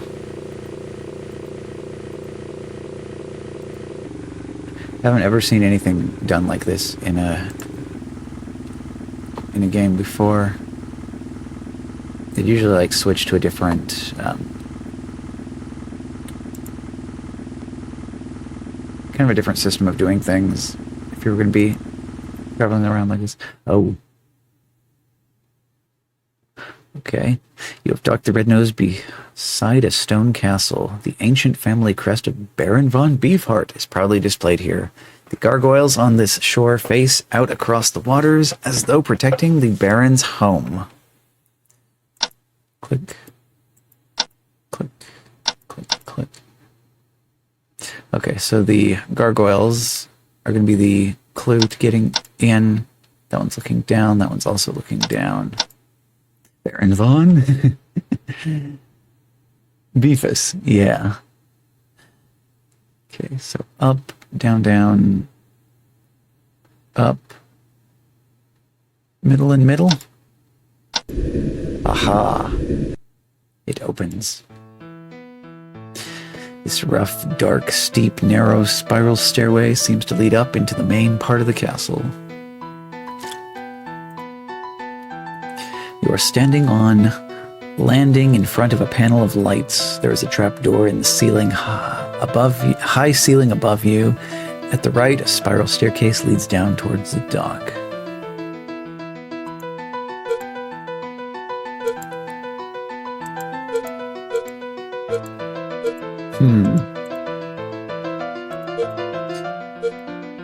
Okay, so 0, 1, 2, 3, 4, 5, 8. 8. Yeah, we can do 8. 6. 6 8. and 2 is 8.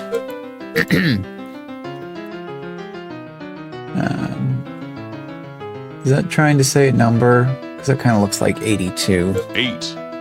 8. 8. 81 and 82. 8. I've seen binary puzzles before. I've never seen a trinary, tertiary. I don't know. I don't know what the combination is. So that would be 728 different combinations to check.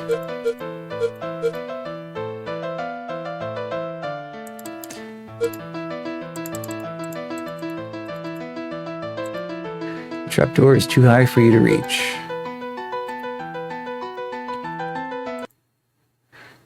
Oh, something else that I need more information before I am prepared to deal with it.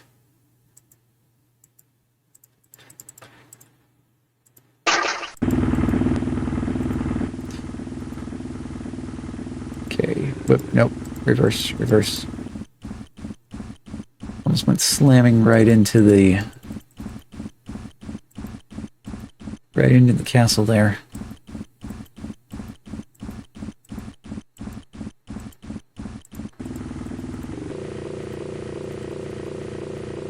Steer, steer, steer. Okay. Switch to this one. Got a little beach there, but it's not a dock, so we can't land there.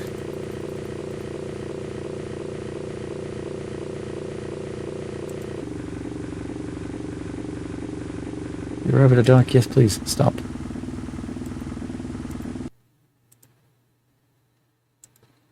Okay. Ooh.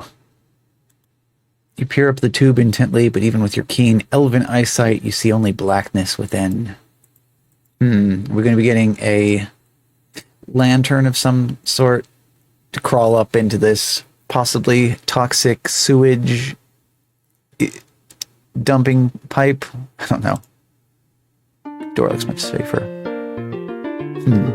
Although this room is rather bleak, the sound of bird song and the scent of flowers wafts down to you from the world above.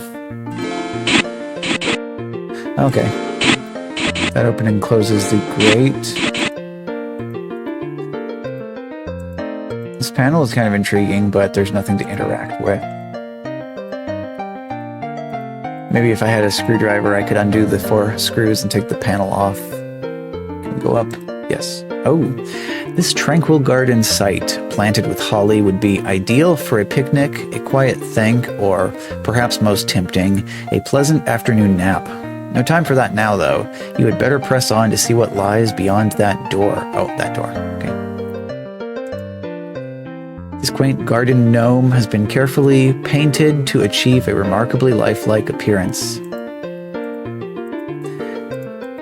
We're not completely certain he's not actually alive. Yeah, I guess not. He's just lifelike. Oh, here's the other end of this. Does this just go? Whee! Okay, it's a slide.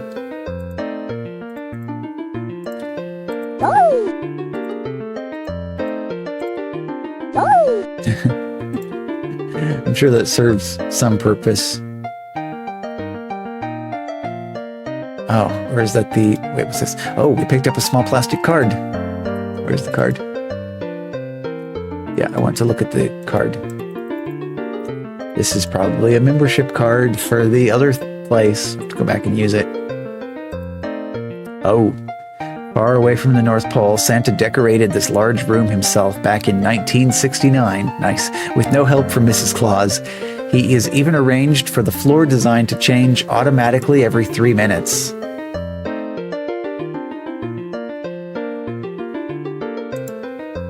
Oh. Okay.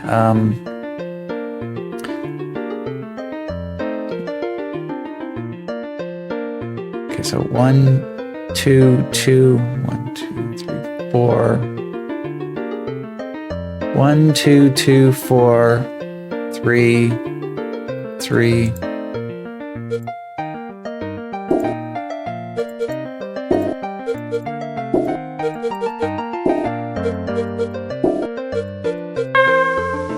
There we go.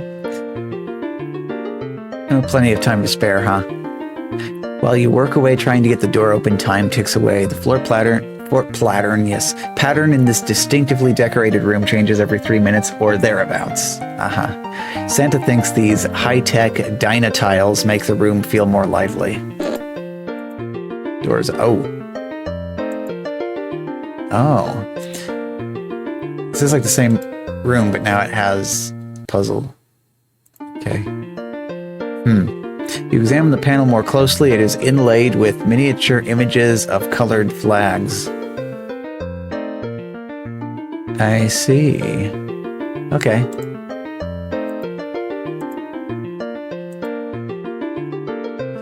Oh, I wish I could have this open and the other thing at the same time. Okay. Windows key, Shift, S. Okay, so now I can open this, move it to the other desktop. All right, coloring book time. So I guess maybe this is how you're supposed to learn what the colors are and not the crab.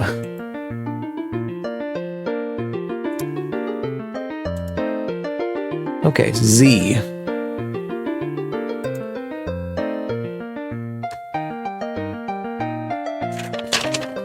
I think I have another pen up here somewhere. Ink pen. Okay, I'm going to try to fetch another pen because I need to make notes on these colors.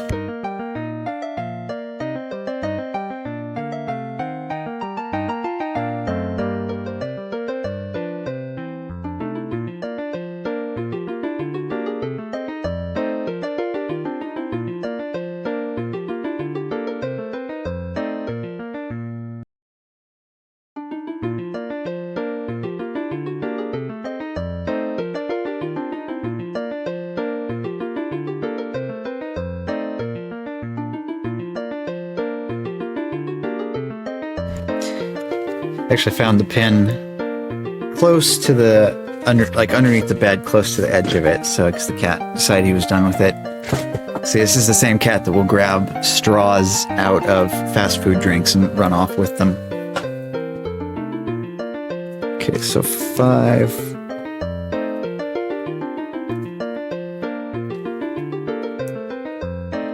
Five is black.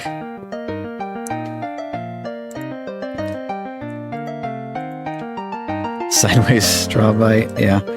In this case, it's because the paper and the pin were both sitting on the top of the cat furniture. So obviously he's like, oh, this is for me. So he just ran off with them. 5,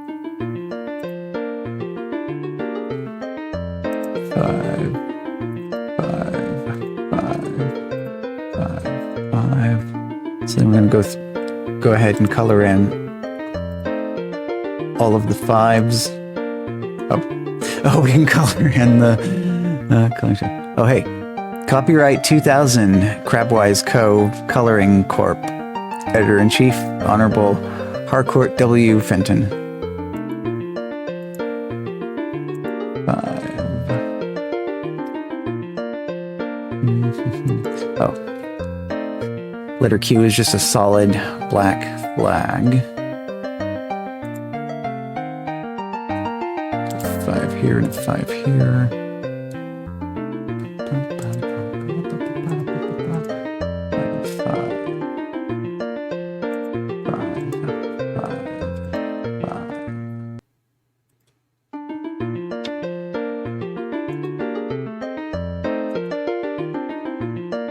Okay.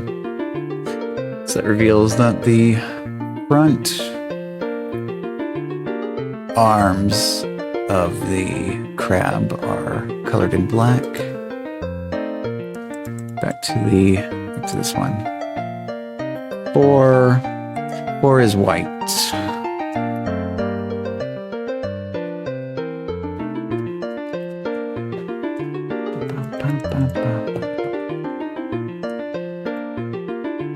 So the crab's got white colored claws and whatever that is. 4. Oh, I missed a 5. 5.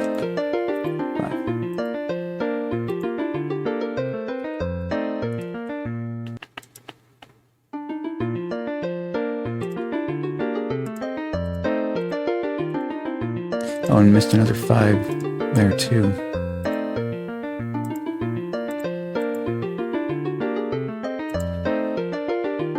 Yeah, this is kind of a neat way of having the puzzle set up, really.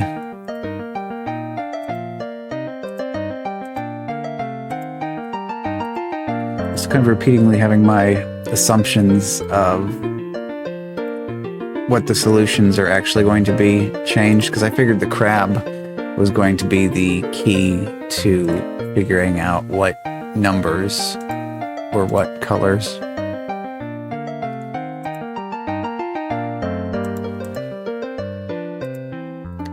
Okay. So 1 is red and 3 is blue.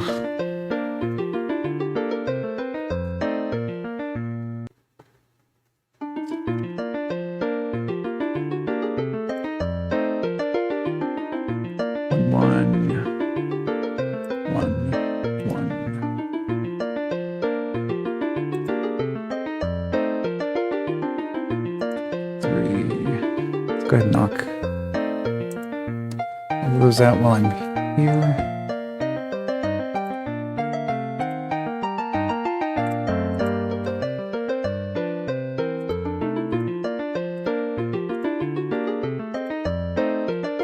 So that flag's got like a checkerboard pattern to it, but it's like red and I guess yellow is the only color left. It's not really identified, so yellow must be 2.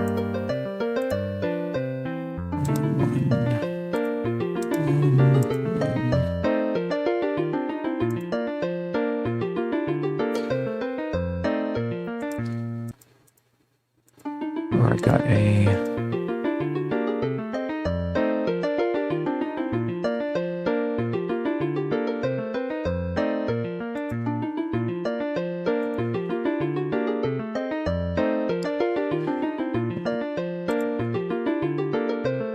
I'm actually not sure about that, but Process of elimination is just saying that that's what that has to be.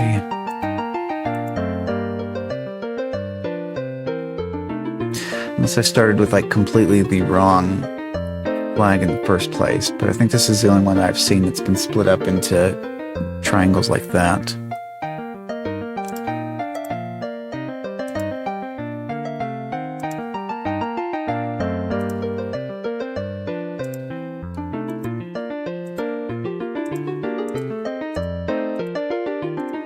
Watch me get like a nasty surprise at some point where it's just like, yep, what your assumptions about this were completely wrong. So you got to start all over with this coloring book.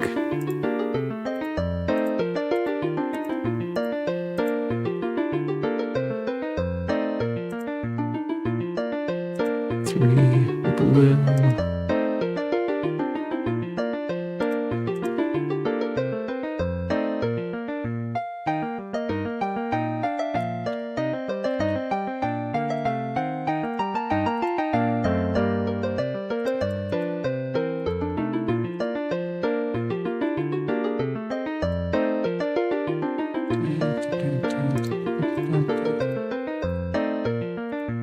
See, at least we got a nice midis to listen to, so even if this is completely wrong, it's no big deal.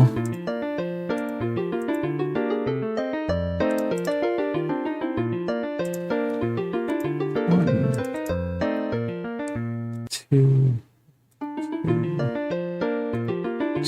yes, two. The dots for the eyes are yellow. What was white?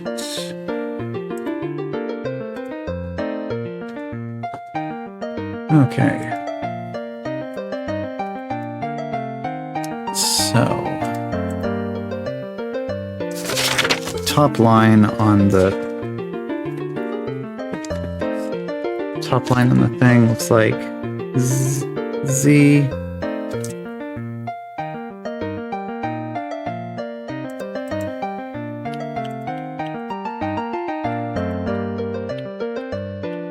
Ooh.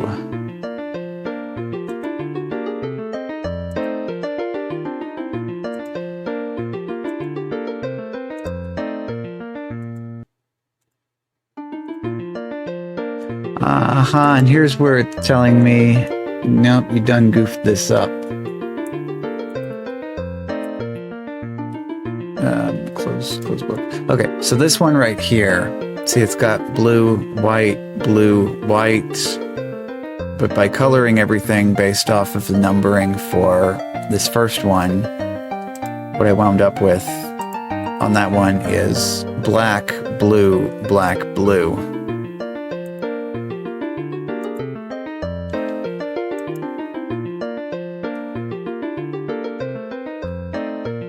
Oh, and there's two of these too.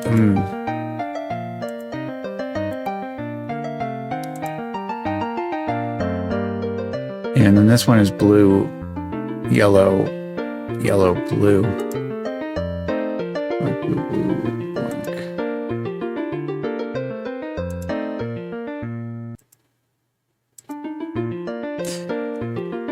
So this book might have absolutely nothing to do with this puzzle at all.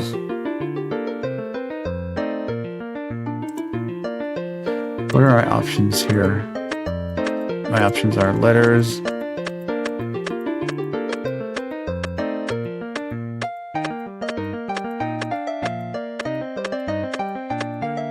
just letters.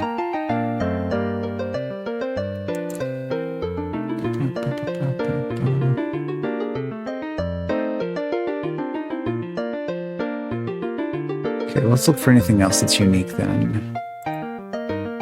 Unique shape.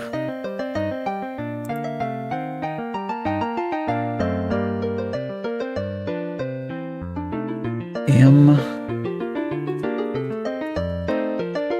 Can make a 4x5 grid of boxes to write these down into.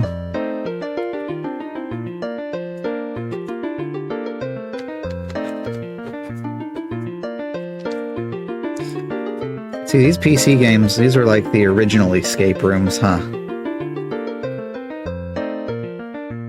Although, how far back did they actually start making like escape rooms? I don't really feel like I started seeing them until kind of more recently.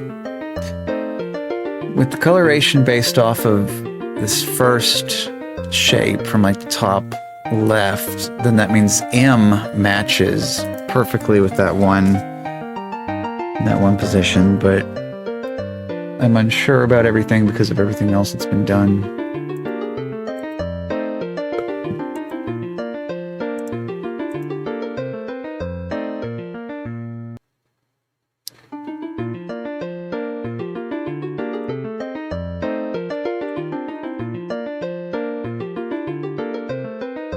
Okay, and then the only one that matches the shape of this is this one, which is an A, but the coloring doesn't match if I use the numbers from the first.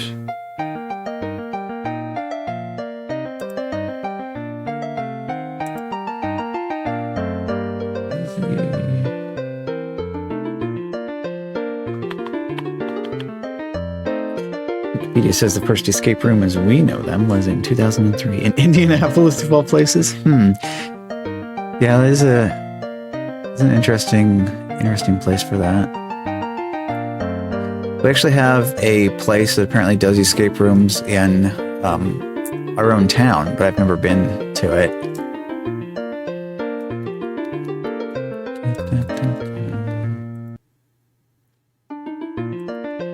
Okay, and then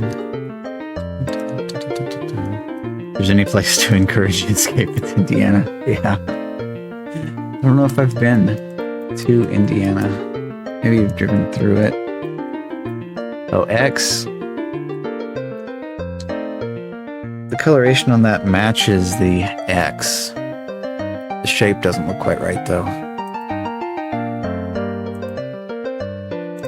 Oh. In fact, that's the only one in the book that matches that shape.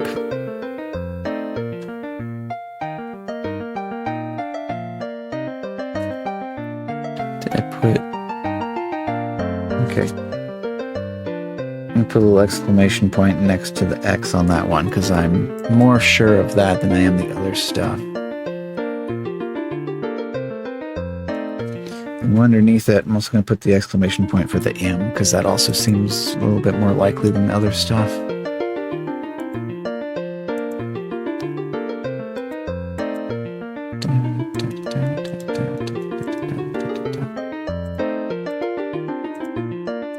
So the only flag on here that's got the little light like this with diagonal from like top left to bottom right, so that O.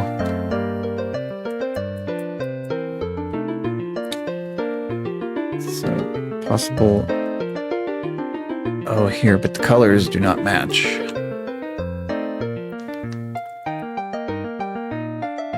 Oh, and then the checkerboard.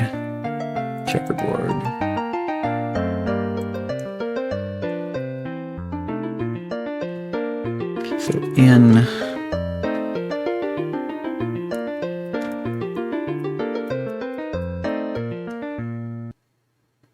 could spend a single hint point to see. It will probably tell me you got to find the key to the. Oh, hello, cat.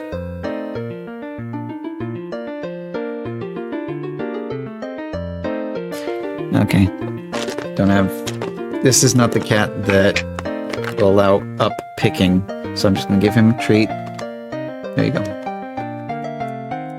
And leave him there, because we do not have a cat cam set up going at the moment.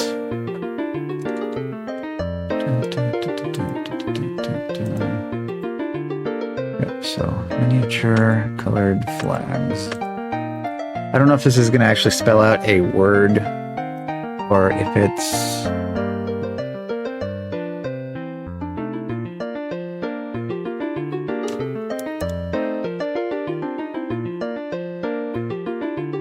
Or maybe some of these are flags that don't exist. Maybe that's the problem.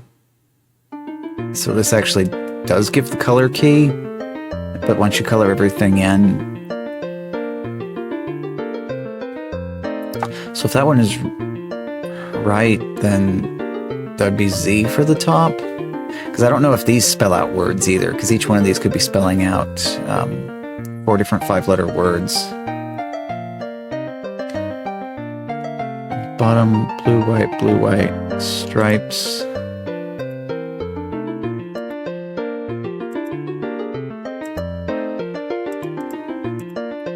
Because using stripes, vertical stripes, this is black, red, black, red, black, red, and not blue, white, blue, white, blue, white.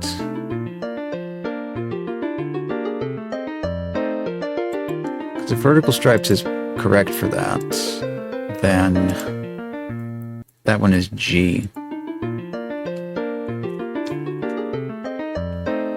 G.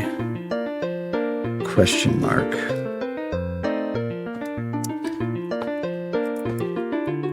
It's been forever looking at this puzzle, only to turn out that we need to set sail for a different island after all.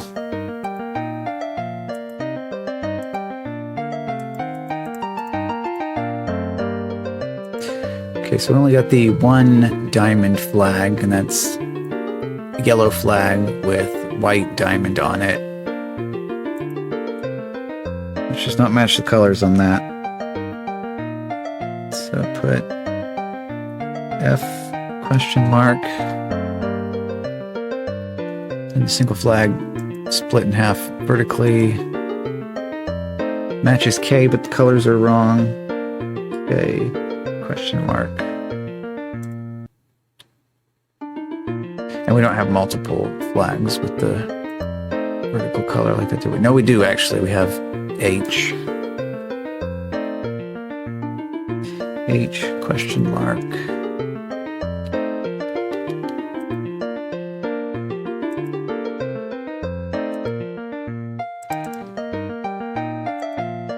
Okay, so just the two, and I don't believe the colors matched on either of those.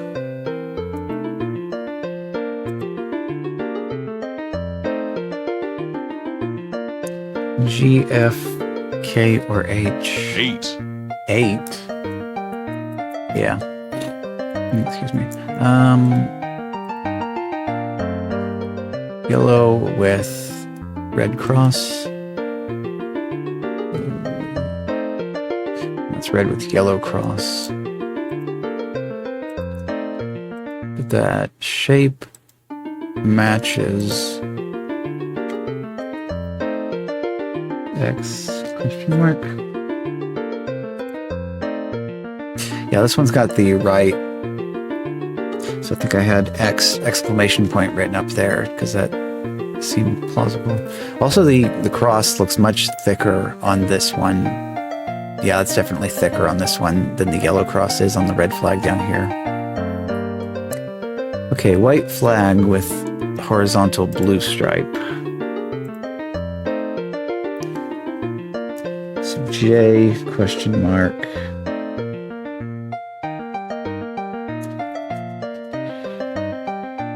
Because colors don't match.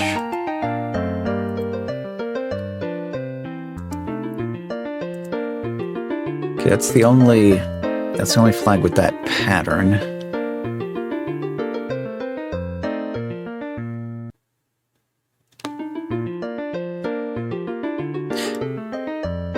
All right, I'm going to head back then because I don't think this is really that much of an insane logic puzzle because this is a game for children and all that, so there must be something somewhere else that I'm still missing. Back to the red nose we go. Start the engine. Okay, so we're gonna go south to this island.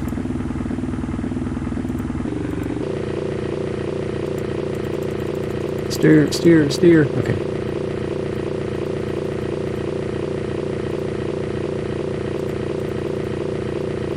It's kind of funny though having to like switch between the charts real quick.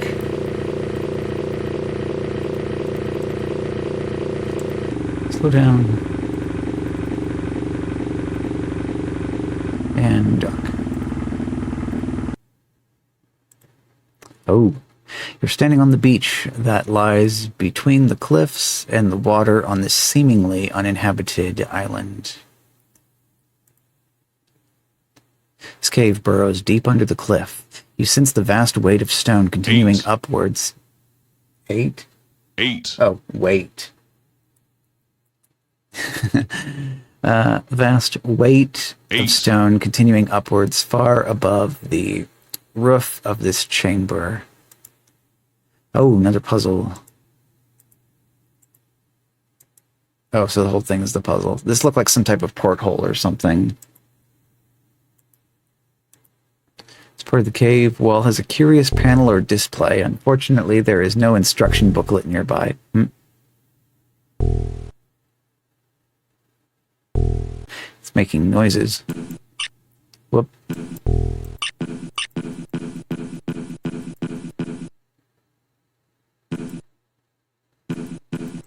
I can rotate both of these.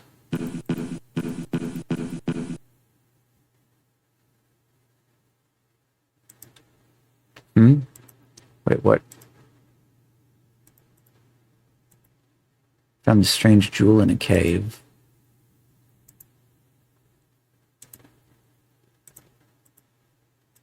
Oops. Okay, so the puzzle doesn't operate without that being in place.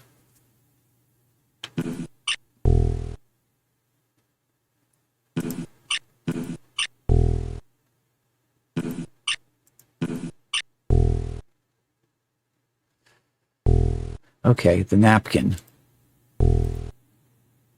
Sun, dark blue star, light blue star, moon.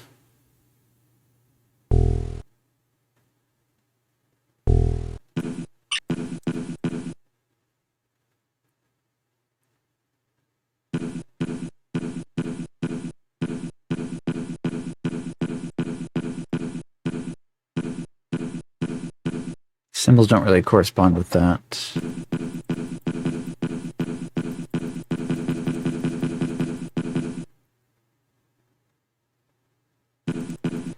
Wait, a thing happened. Oh. Oh. Wait a minute, does that... Ah, this moonlit land is covered by a great forest full of winding paths and shadowy glades. Okay, so that's what it does. So if we have...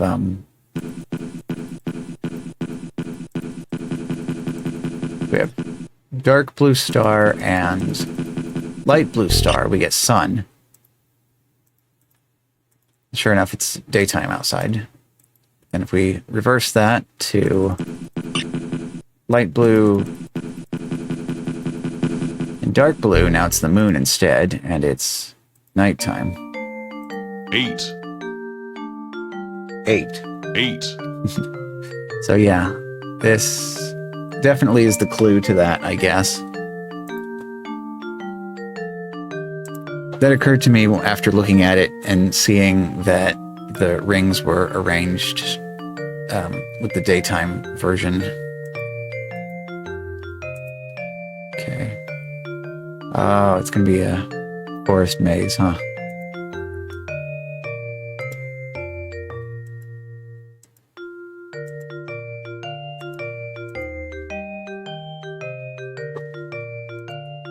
Oh, what's that? Come on, that's obviously a thing. Let me click it.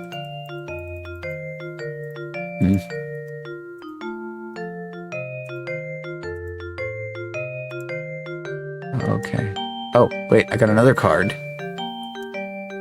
Oh, now I got 2 different plastic cards.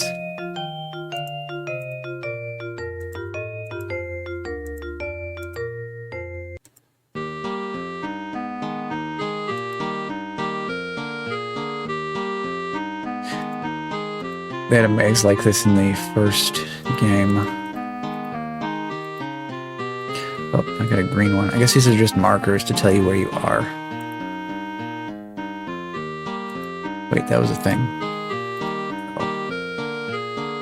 I feel like that was definitely a thing, but it's gone now. Blue.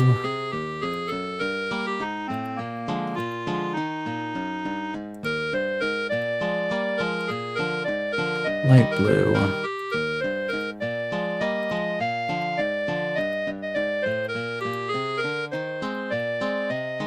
Kind of goldish.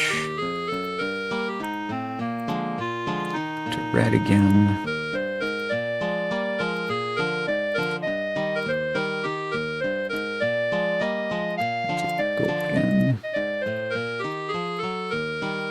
Let's try always clicking the left side. That seems to be a loop.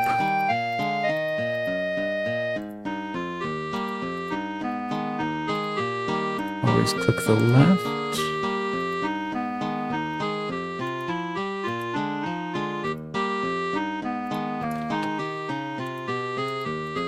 Now it's like a red and yellow loop.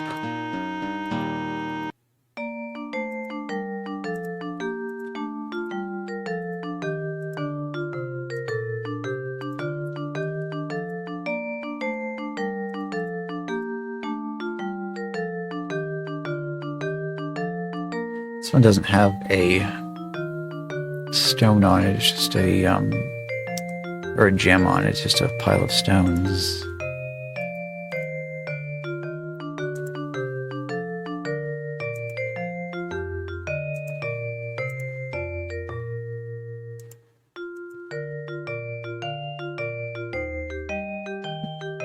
Dead end. Oh, purple, different color.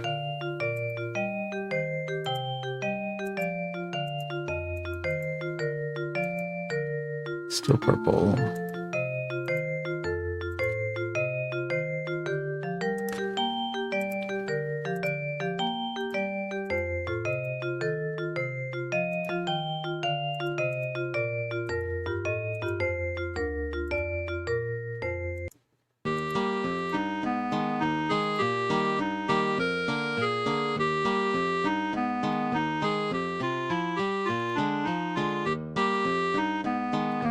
I'm absolutely just clicking on this randomly because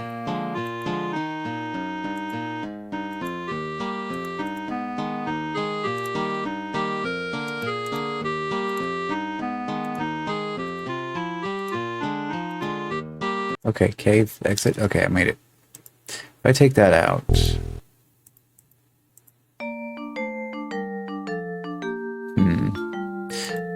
no, I don't want to risk it.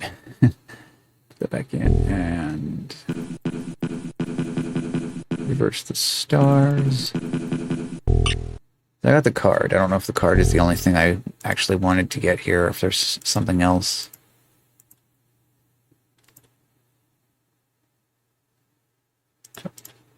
Start that engine. Chart.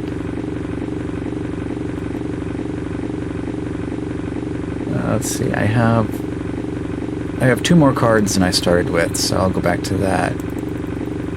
Island with the tower and give both of those a shot in the slot.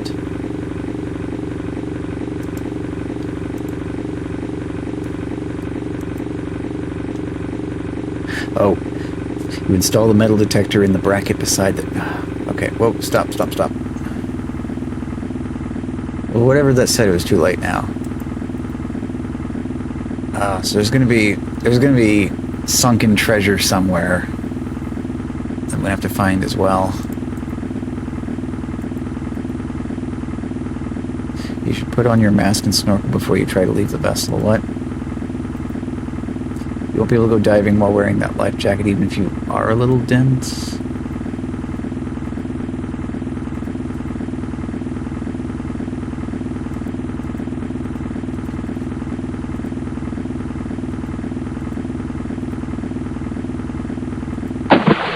Oh.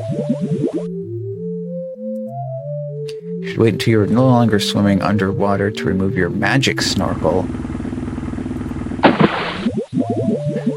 So it's a magic snorkel, huh?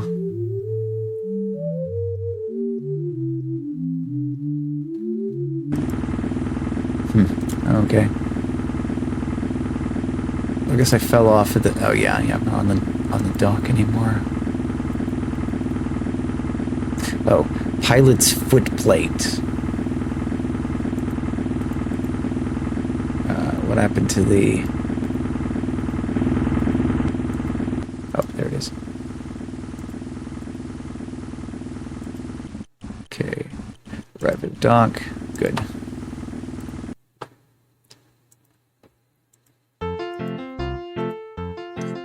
Okay, I'm gonna try the... You try inserting the plastic card into the slot, but nothing happens. So neither one of these cards work with that slot.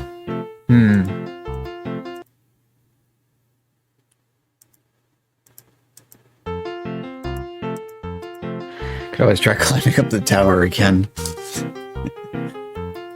I would have to figure out some way of representing this to draw a map of it. I guess I can give it a shot. I need to grab more paper.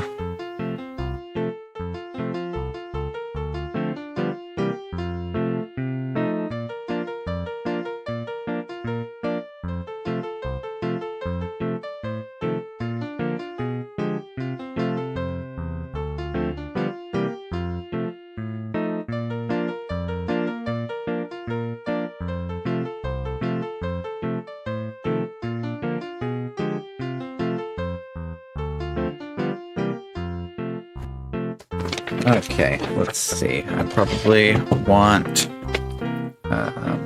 portrait orientation for this. So this is the entrance. So I'm gonna put a dot. Label this start. So I'm gonna do it like a graph. So from start we go up, and that puts us on this screen. So to the left, another dot, left one more time. I'll do X's for dead ends. To the right, there's another dot. Right, another dot. Can I climb that? Yes, I can. Okay.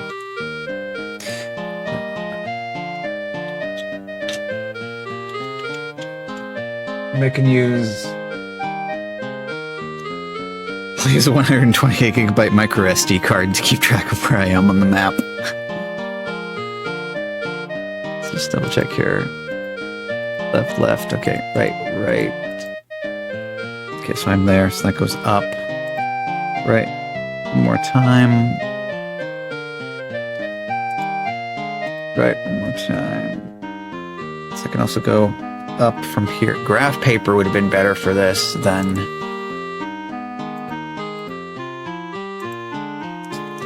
Okay.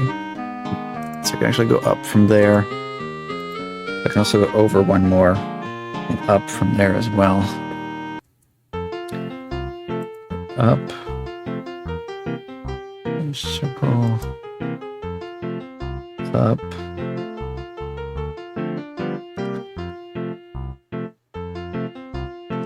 Up again. Let's see. Okay, so I can go... Oh, I can go up again, or I can go left. Try for left. Okay, left from there is a dead end. One more time. Another circle. Left from here is also a dead end. Wait. Okay. Up. Circle. This one's actually gotten me quite a distance up this tower so far. Okay, up. I feel like you ought to be able to... Well, he's an elf. He's a little stumpy elf legs, can't reach over to this little We platform. already have it. Alright, I'm just ending the stream. You can find Enigma Wave your fucking self. Welcome in, Future Rush. Thank you for Raid and everybody else. Still playing Bram Stoker's Dracula. How's your progress going on that? I am lost in a weird maze where I am climbing 8. up the outside of a 8. tower. 8. 8. 8. 8. 8. 8. 8. 8. 8. This is a crazy little. So this is a sequel to that other Santa 8. Claus game that I played. 8. Was it 1 year ago or 2 years ago by now? I don't 8. remember. Maybe it was just last 8. year. So previously was Santa's 8. Secret Valley, and this one is 8. All Aboard for Santa. We have a boat in this one, and we can sail from island to island. Let's see. Go down twice. Okay, just getting my footing. You don't know how to beat sexy Dracula. Oh, it's like that's like everybody's downfall, huh? Okay, so we have this island here, and it has this tower that I want to get to the top of. But it's complicated because it's a maze. Down. Stupid sexy Dracula, yeah. Oh, now we need to take the gif of Flanders doing the thing and put Dracula's face over the top of it. Okay, so that's dead end. How tall is this tower? Up. Let's do a circle. Up again.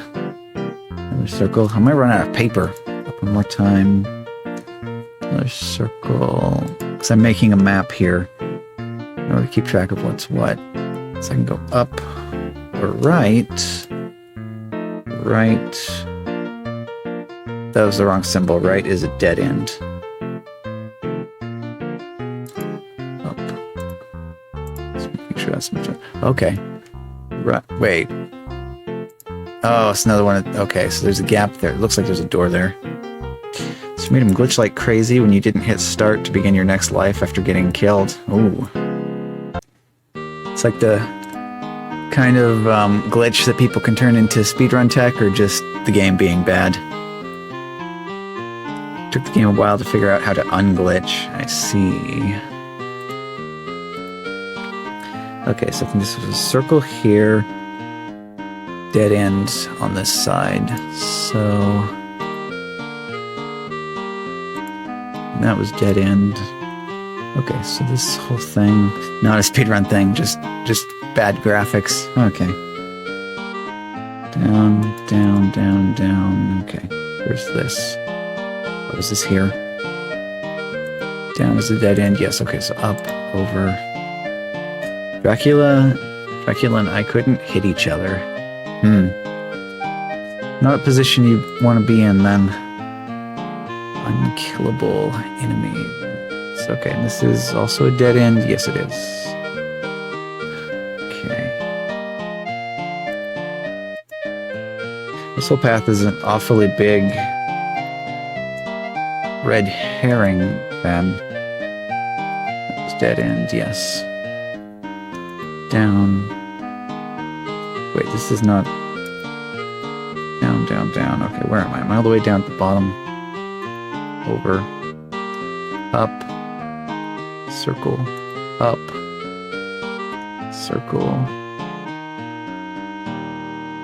Up. Oh, there's a door. A. He was stuttering and then screen wrapping top to bottom in a loop. Huh. Kind of reminds me of the thing that we have the clip of with the chain of Marios going all the way up and down the screen because it wrapped around. But you just had just the one Dracula. Okay, so in the second, he would try to hit Harker. At least he tried. Huh. And you would try to hit him. So it was actually probably that your position was like maybe it was like off. So like you'd be like position 0 and he'd be position 256 or whatever. So it wraps around the screen. So it still shows up next to each other, but they're actually not actually next to each other.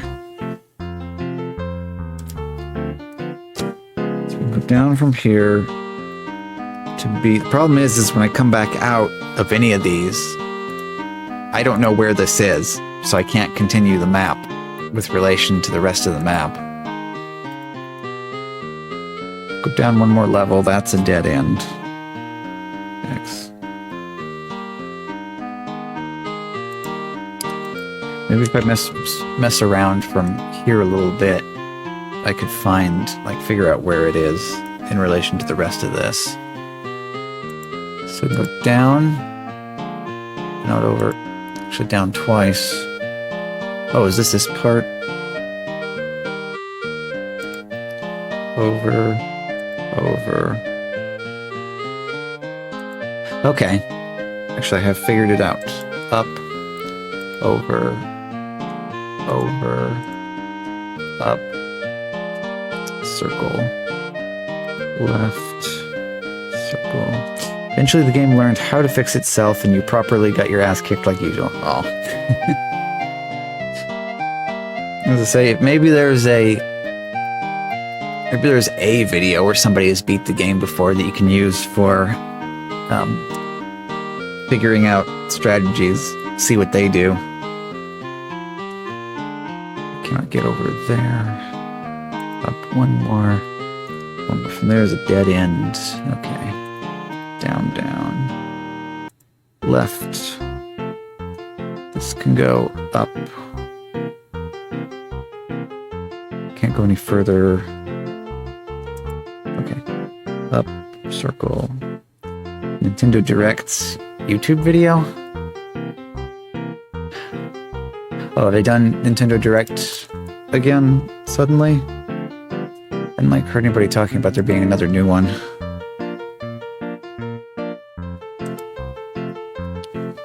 Over, dot, down, dot, down.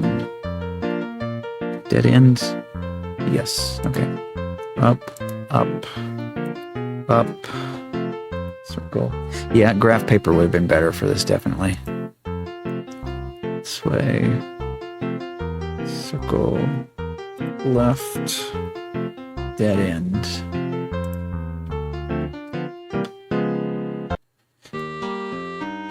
You're trying not to do that. We'll see how much your soul gets sucked by the game before you resort to looking at the video. Okay.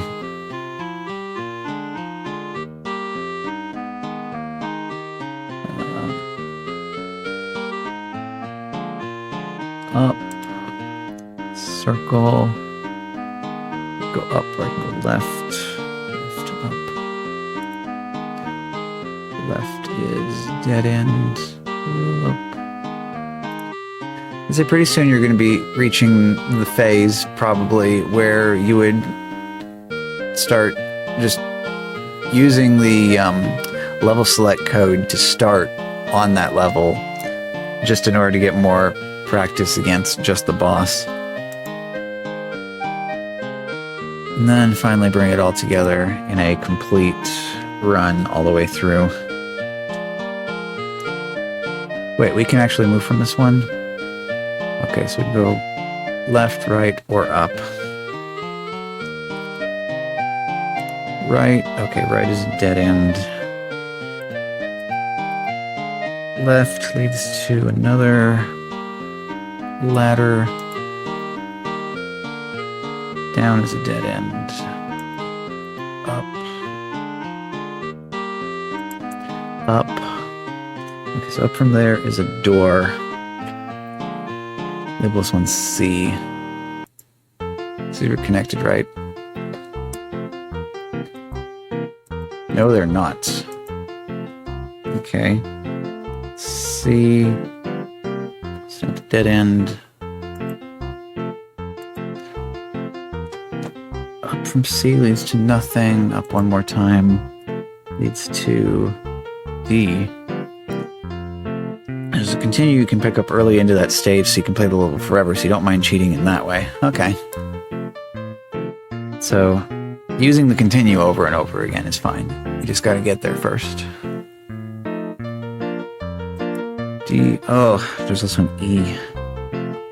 This maze. This maze. One more time. Okay. Then up from there is a dead end.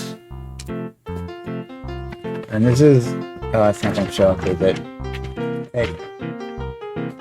No, it's just going to say no. You may not see the map. What about the other one? That work? Nope. Okay, well, never mind then. I need document camera then. Or maybe just not have background removal on this one. Or something. Because the map is getting pretty big already. So, not allowed. Yeah. Let's see. I'd have to click on a lot of stuff to change that right now. So something like this. Okay, so if I exit here, so I would prefer to not start writing a map segment from this because I feel like the rest of this will fit into. Oh, we haven't seen the face in ages. Yeah. Yeah, because it's been all shitpost instead of normal.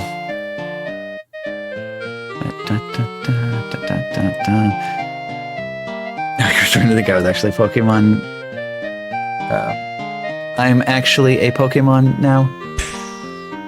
Hey! That wasn't intentional either because I don't have a Pokemon keyword in this yet. I have it for the other stuff, so I can say I'm bird now. I'm bird now. Yeah. Or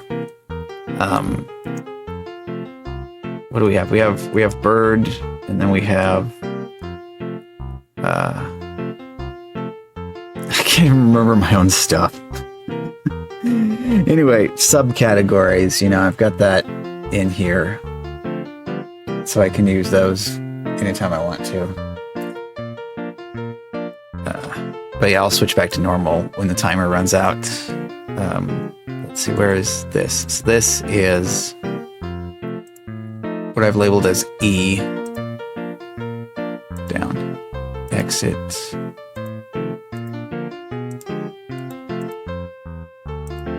I get extremely lost by going up here. Okay. So that's dead end. Evolution of Hoot Hoot. It's Rowlet into Dartrix into Decidueye.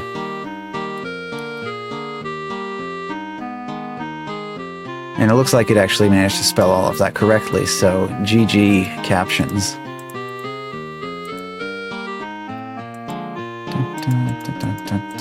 Dead ends. This entire thing, nothing but a dead end all the way around. That's a dead end. Oops. And there we go. Normal again.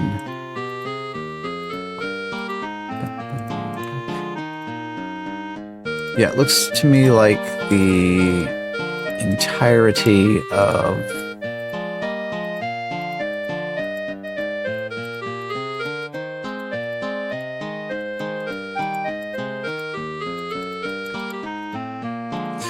entirety of door E is a dead end. Futurist turn on face cam for the first time since November 1st. Okay. Yeah. I mean, this is just all down to what you're feeling. If you're only feeling one thing, then you do one thing. And then when you're feeling something different, you feel something different. Or do something different. Well, the other thing I was thinking of too is that maybe I needed to change the way the transformations worked. Because under normal mode, you do a transformation, it switches to that, and that switches back to webcam when it's done. But when we're doing shitpost mode, it's transformed the whole time, so you change it to something that stays there. So I was thinking maybe I should set it to a default, so it runs the same way, where instead of going back to webcam, it goes back to like Lucario or whatever the newest added one is. Okay, so that. Okay, so this one, complete dead end, D. D is not labeled on the map yet, so we're going to explore from D. Or we're not going to explore from D, because D is also a complete dead end right from the very beginning. Down, down, exit to C. Okay, so now I'm back at C. C goes this way to a dead end. X. Down, right, up. Wait a minute. Is this connecting a... No, this is this. For certain 16:9 games, you decided to be best to experience full screen with as few distractions as possible, but still have some chat emotes stickers available. Yeah. Oh, and then you ended up doing it for everything. Well, not having to deal with lots of different things can be convenient at times. Okay, so I'm confused. So this is this. Down, over, up. Okay, maybe I made a mistake there. You got lazy about being on camera. Yeah, I mean, on the plus side, you don't have to get dressed. Just be like, okay, I'm doing the thing. Whereas me, I just grab a clean t-shirt. I'm like, okay, I'm good. Although I also kind of was like, when my hair started to get too long, I was like, yeah, I don't really want that to be seen on the camera. So, okay, up to circle. Then there's the door. Up. Another circle. Future? Yeah. Who else do I have on? I have Pikachu, Meowth, Bulbasaur, Squirtle, Charmander. That's going to be difficult to get that up high enough to see anything. But yeah. It's like OG Pokemons. And I got one with the starters from, I have no idea which generation. But yeah, it's another one that I have. Is this dead end? Yes, it is. Okay. Back. So here, the early days, yeah. It's ridiculous to think how long ago that was now. I remember I had a magazine from, so it was during like the height of, yes, the eight of Tamagotchi. You had Tamagotchi and Gigapets and all of the other knockoffs. So it was like a whole magazine that was just documenting the craze and all of the different versions that were available from all the different companies. At the very back, they showed Pokemon when it was still in Japan. And so they're like, keep your eyes peeled. This could be the next big thing when it comes to America. And so... They called it. They absolutely called it. Oh, where's this? Okay, this is the dead end. Back. Okay, up. So you remember that too? The Tamagotchi stuff? I think I have exactly 2 real Tamagotchis. Then I have 2 different of the original Digimons. The preview, yeah. The 2 of them. Also, how's it going? Yeah. So I still have 2 Tamagotchis, 2 original Digimons, the ones you can actually link together and battle. Then I have a decent collection of knockoffs. I actually have this one that I bought that was like the cheapest one out of all of them. It's called Dino Rex. I don't know where that got to, though. The whole reason I got it. You had Gigapet? Nice. Yeah, I remember how many different animals they had those based off of. But I bought it, and it's Dino Rex, and I bought it specifically because on the back of the box, it had been X'd out with a pen. But they had it said, when Dino Rex make shit, you must clean up or it will sick and die. It's a really good English, and all that. So I was just like, okay, that's funny. So I bought it. Okay. And where was I? I lost track. Okay. So I was at the crossroads, up to, straight through, up to another, straight through, up again, go left. From there I can just go down, Oh, this is tricky. Words of wisdom, yeah. Maybe it applies to all pets. Okay, is this going to be a wild goose chase? It's going all over the place. Make shit, clean up or die. Yeah. Keep the cat box cleaned out. Dead end. Also dead end. But go up. How big is this tower? I'm going to run off the side of the page here for too much longer. Okay, also a two-way dead ends in here. Okay, so I can go up here, I can go over one more and go up there.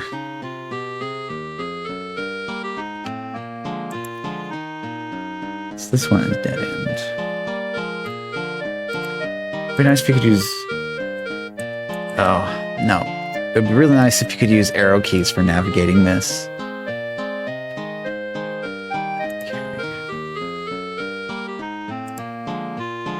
Goes down. Does it? Yeah, it does.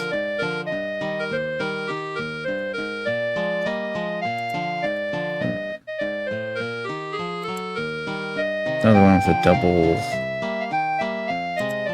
ladder. Oh, this one might be it. Up. Haha, I think this is it.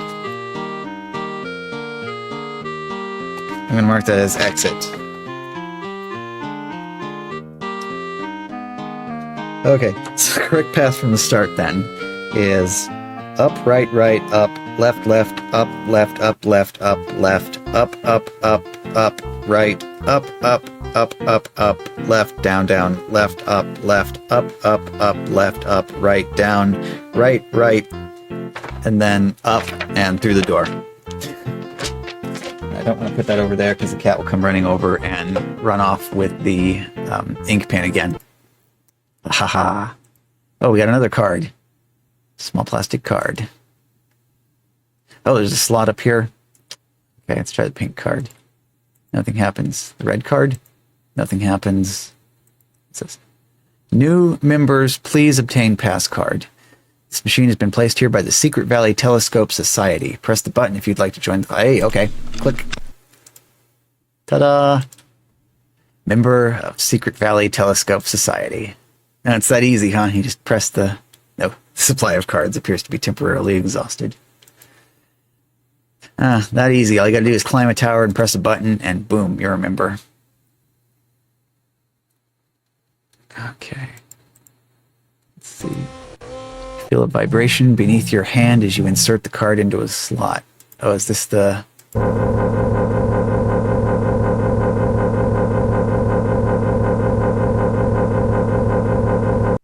That's quite the elevator.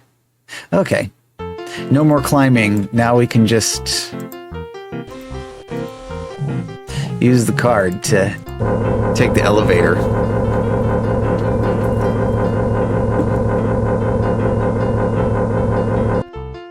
Okay.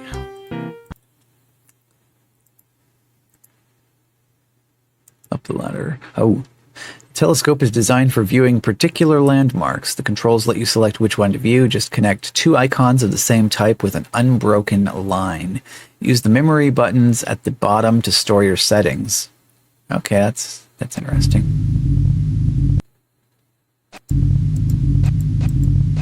Okay, so we got...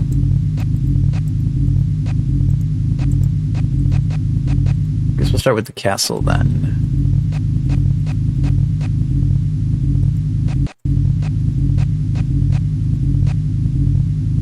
Castle 2. Oh, it doesn't. That line. I mean, that line itself is unbroken, but it doesn't land on the...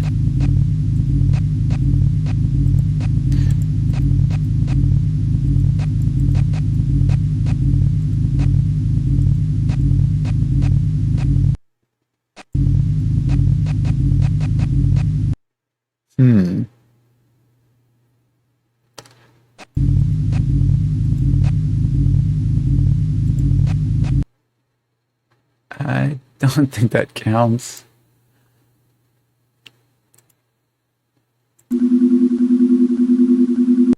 Yeah, I've got nice view of the sky.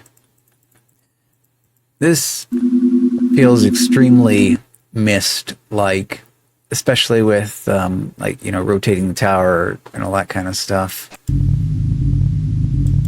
Oops. Do any of these buttons have? Okay. Oop. It appears the music that plays while you're fighting Dracula for the first time is copyright and gets muted. This is also true in the YouTube video in Nintendo Direct. You wondered why the music wasn't playing in that video. You forget why you were checking that video, but it was stuff you had already done in your own game, no spoilers. Aha. That's interesting. So, like, music from the movie? Aha. Save my settings. We have castle. Let me see it. Come on. Let's see it. Well, I can see the castle. That doesn't really gain me anything. It has the hook problem where John Williams music is in the game. Aha. Okay. So it's probably the same music from... Oh, when you streamed Hook? Yeah. Another Game Gear game, in the title screen, it has a song that actually kind of sounds like the main orchestral theme song from Hook, but of course it's chiptune. So I wonder if the melody on that would get dinged for that. I don't know if there's anything in this picture that's supposed to be a clue. You can see we got like 1, 2, 3. Looks like there's like 6 kind of towers there. 1, 2, 3, 4, 5. Like 5 windows here. I don't really see anything about that that would consider a clue to anything.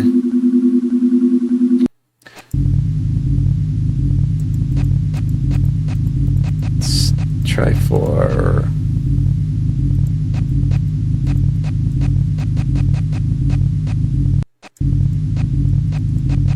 Find a place that lines up with... What is this? This is the village? Didn't get muted during the werewolf fight, but it's the same music.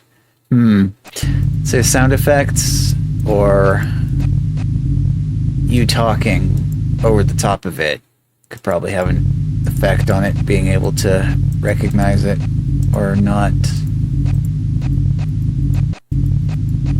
Okay. Line into there, line into... Which line am I going for? That top line.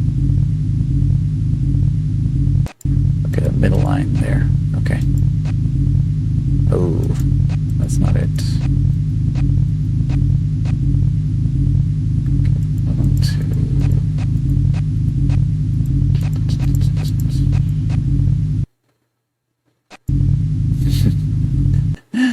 I mean, this looks like in theory it kind of works, but it's jank and goes off the bottom of the screen right there. Oh, same thing happens with DuckTales. DuckTales is weird. I think that because like my PB run off of that, I don't have anything muted, just because I went blah blah blah blah blah blah blah blah blah blah blah through the entire run.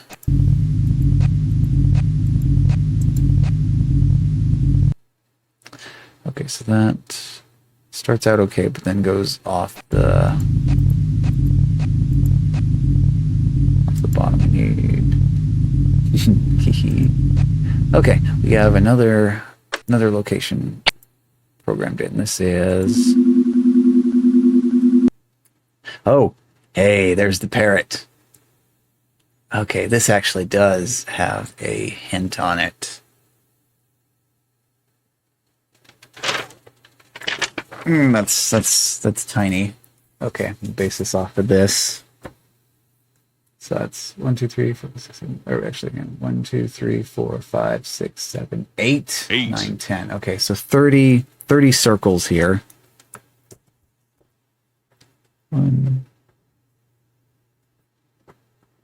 2, 3, 4, 5, 6, 7, 8, 8, 8, 9, 10. 1, 2, 3, 4, 5, 6, 7, 8, 9, 10 8. by 3. Okay. I don't know if the colors are important as well. So, horizontal, vertical, vertical, vertical, horizontal, horizontal, horizontal, horizontal, horizontal. Okay. Vertical, horizontal, horizontal. Horizontal, vertical, vertical. Horizontal, horizontal, horizontal. Same deal here. Ooh, like the next 3 of those in a row is all horizontal. Okay. Right. 1, 2, 3, select 9 by 9 square that. Okay, we had 1 vertical right here. 2 verticals. Let's see. How do I want to mark the highlighted ones? Oh, maybe I made this big enough. I think I can just put another bigger circle around the ones that are the darker orange instead of the lighter orange. I think here. It's 1, 2, 3, 4 in a row there. So you spent less than 45 minutes getting to the stage you were stuck on for the rest of the stream. That's probably about right. It's just like you get the one thing. It's like how was I doing with like Parappa and all that, where I had some of the stages that was no problem, and then you get to one stage that takes more attempts than the rest of the game put together. Okay. I'm also going to write... I'm going to write the word parrot next to this picture I have just drawn. No, I wasn't wanting to back out. I was wanting to put that thing back. Okay, now line up.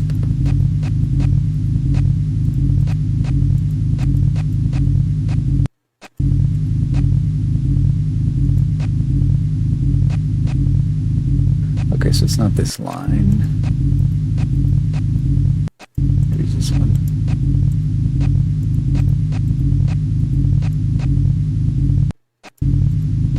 Not that one either, or did I get the wrong? Okay, there we go. Okay, third location. Oh, please wait until the dome stops rotating before attempting to operate the telescope viewer. Aha. Crabwise Cove. We've been there. Hey, now we get a close-up view of the life ring here. It's got the rope attached to it and all that. And this does not... Double check real close. This does not give me any new information, not like the other one. Okay, so lighthouse looking thing. Oop. Up and over. And down to... Nope. This is it. Right, no.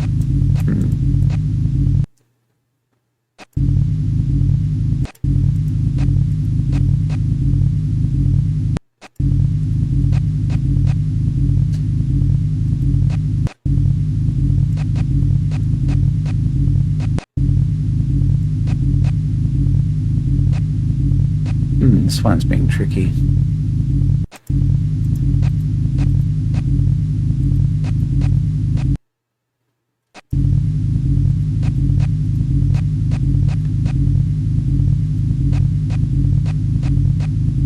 Oh.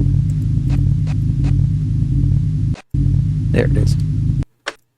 Okay, all 4 locations saved. Hey! Okay, well now we know where Santa is.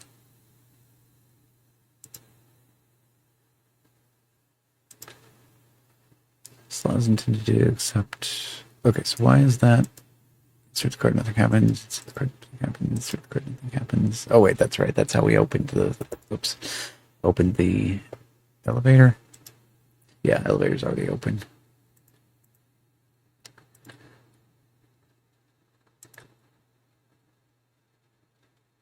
Found him. Yep. So wherever this is, where it's got like the little lighthouse tower looking thing and a little smaller building.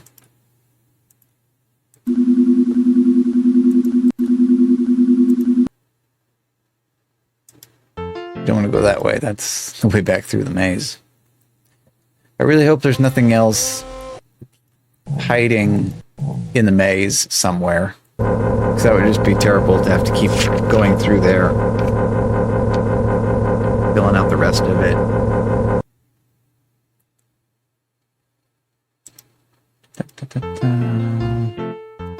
Okay. Ah, yes, and the entrance to this whole monstrosity. Okay. So, where to next? That's the castle, but we don't really have any new information than what we had before. Oh, I might want to go back to the schoolhouse. I might want to take a look at the map that they had of the lake again. Shadow made cookies. Monday night. Ooh. Very strongly in cookie season right now, aren't we? Well, frosting and holiday sprinkles on. Oh, yeah. While they were cooking, you ate a taco. You thought the cookies were pretty good. Well, that's good. Bad cookies are just disappointing more than anything else. Whoop. Entering Crabwise Cove. Arrived at the dock. Okay.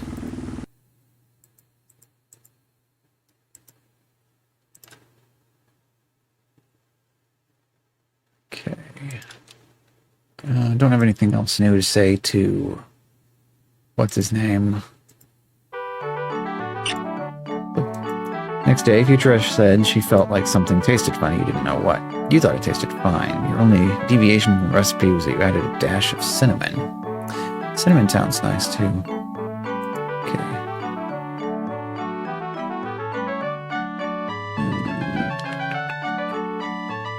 I was kind of hoping there would be something on here that might indicate, because I think there's going to be sunken treasure somewhere in the water, because that's... I have this whole routine with the goggles and all that.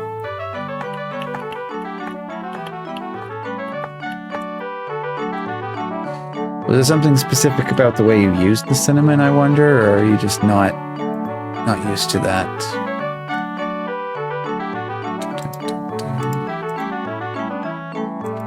Maybe sprinkling the cinnamon on top of the cookies after they're already finished would be potentially interesting.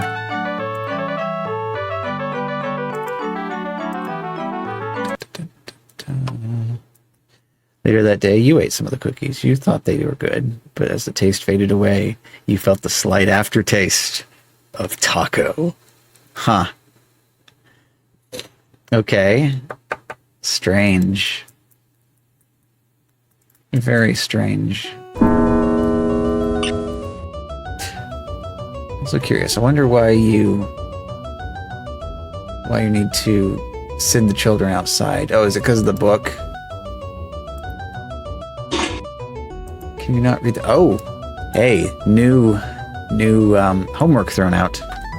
You cycled through your brain to think what you might have baked in the pan. You mean, cooked the taco meat in a skillet? Yeah? I don't know. You don't like, fry or roast the cinnamon or whatnot in the pan before you toss it in with the cookies. Baking sheet... Oh, maybe if you had some hard taco shells that told you to, like, roast them in the oven for a little bit first, it'd be on the same baking sheet. Then it hit you. You reached up into the cabinet for the seasonings and spices where you grabbed the cinnamon from. Oh, boy. It was cumin. Huh. Well, now that has me curious, but I don't want to make up a whole batch of human cookies just to experience that sensation. So we have some really terrible homework here where it only has a 25% success rate. Who is Harcourt Fenton? A fierce pirate. Nope, he is the mayor. Where are elves found? Here in the village. Well, that's technically correct, but she refused to acknowledge my existence while I was standing in the classroom right in front of her. I mean, they're fine. It's only a very slight aftertaste. Yeah.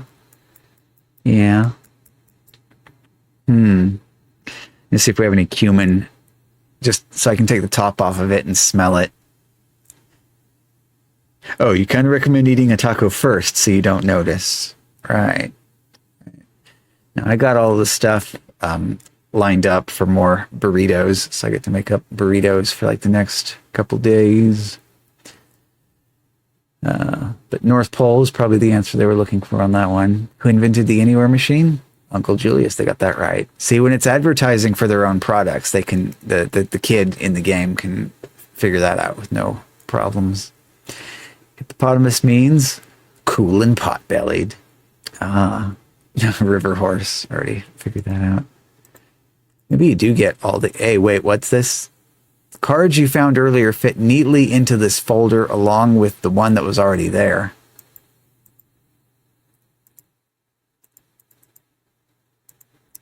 I wasn't aware there was a folder. Apparently I have a folder now and I'm collecting cards. Small plastic card in a leather carrying case. It looks as though it might be part of a set. Oh, now I have 4 out of 12.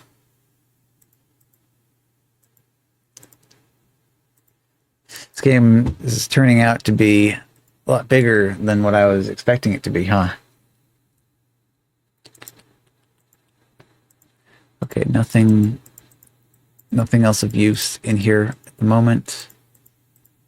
Oh, okay. Oh, have those both always been in there the whole time and I was just not clicking on the proper? Because look at this. It's trash can knocked over, but the top piece of trash is the test and the bottom piece of trash is the excuse note.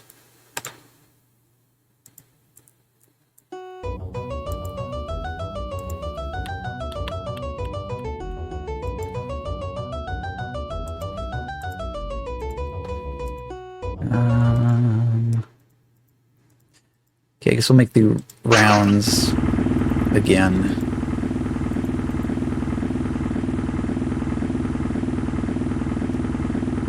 Reverse.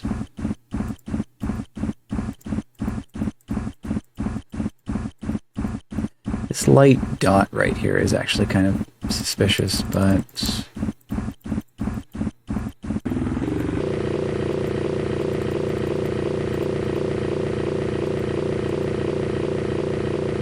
metal detector just gonna go beep. Not quite.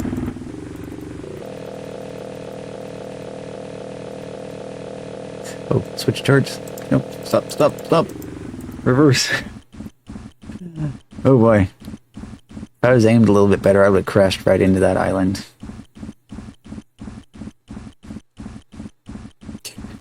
The reverse on this is kind of slow, but then again, when you're backing up, you would typically want to be careful. But on this boat, since we can't really see where we're going anyway, it doesn't matter so much. Actually, there's some magical sea charts anyway where it always shows you where you are on the chart with the little boat.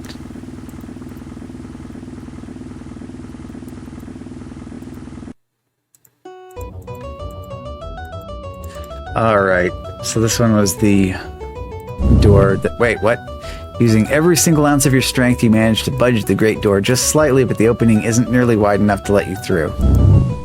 With a Herculean final effort, you heave on the great door yet again, and this time it opens barely wide enough for a small and courageous elf to enter the forbidding tower. Could we have done that this whole time? It's just because I didn't try clicking on it over and over again. Wow. This large room is constructed entirely of metal.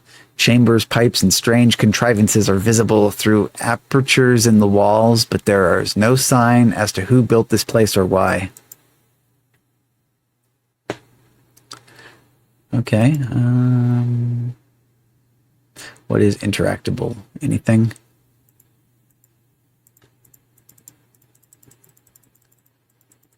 I'm clicking on stuff and nothing is happening.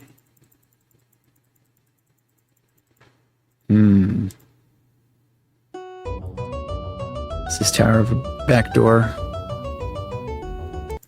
No.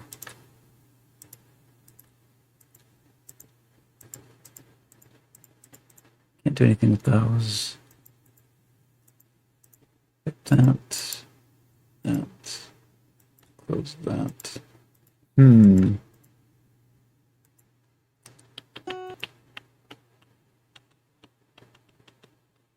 Well, we need something else to do anything here after all.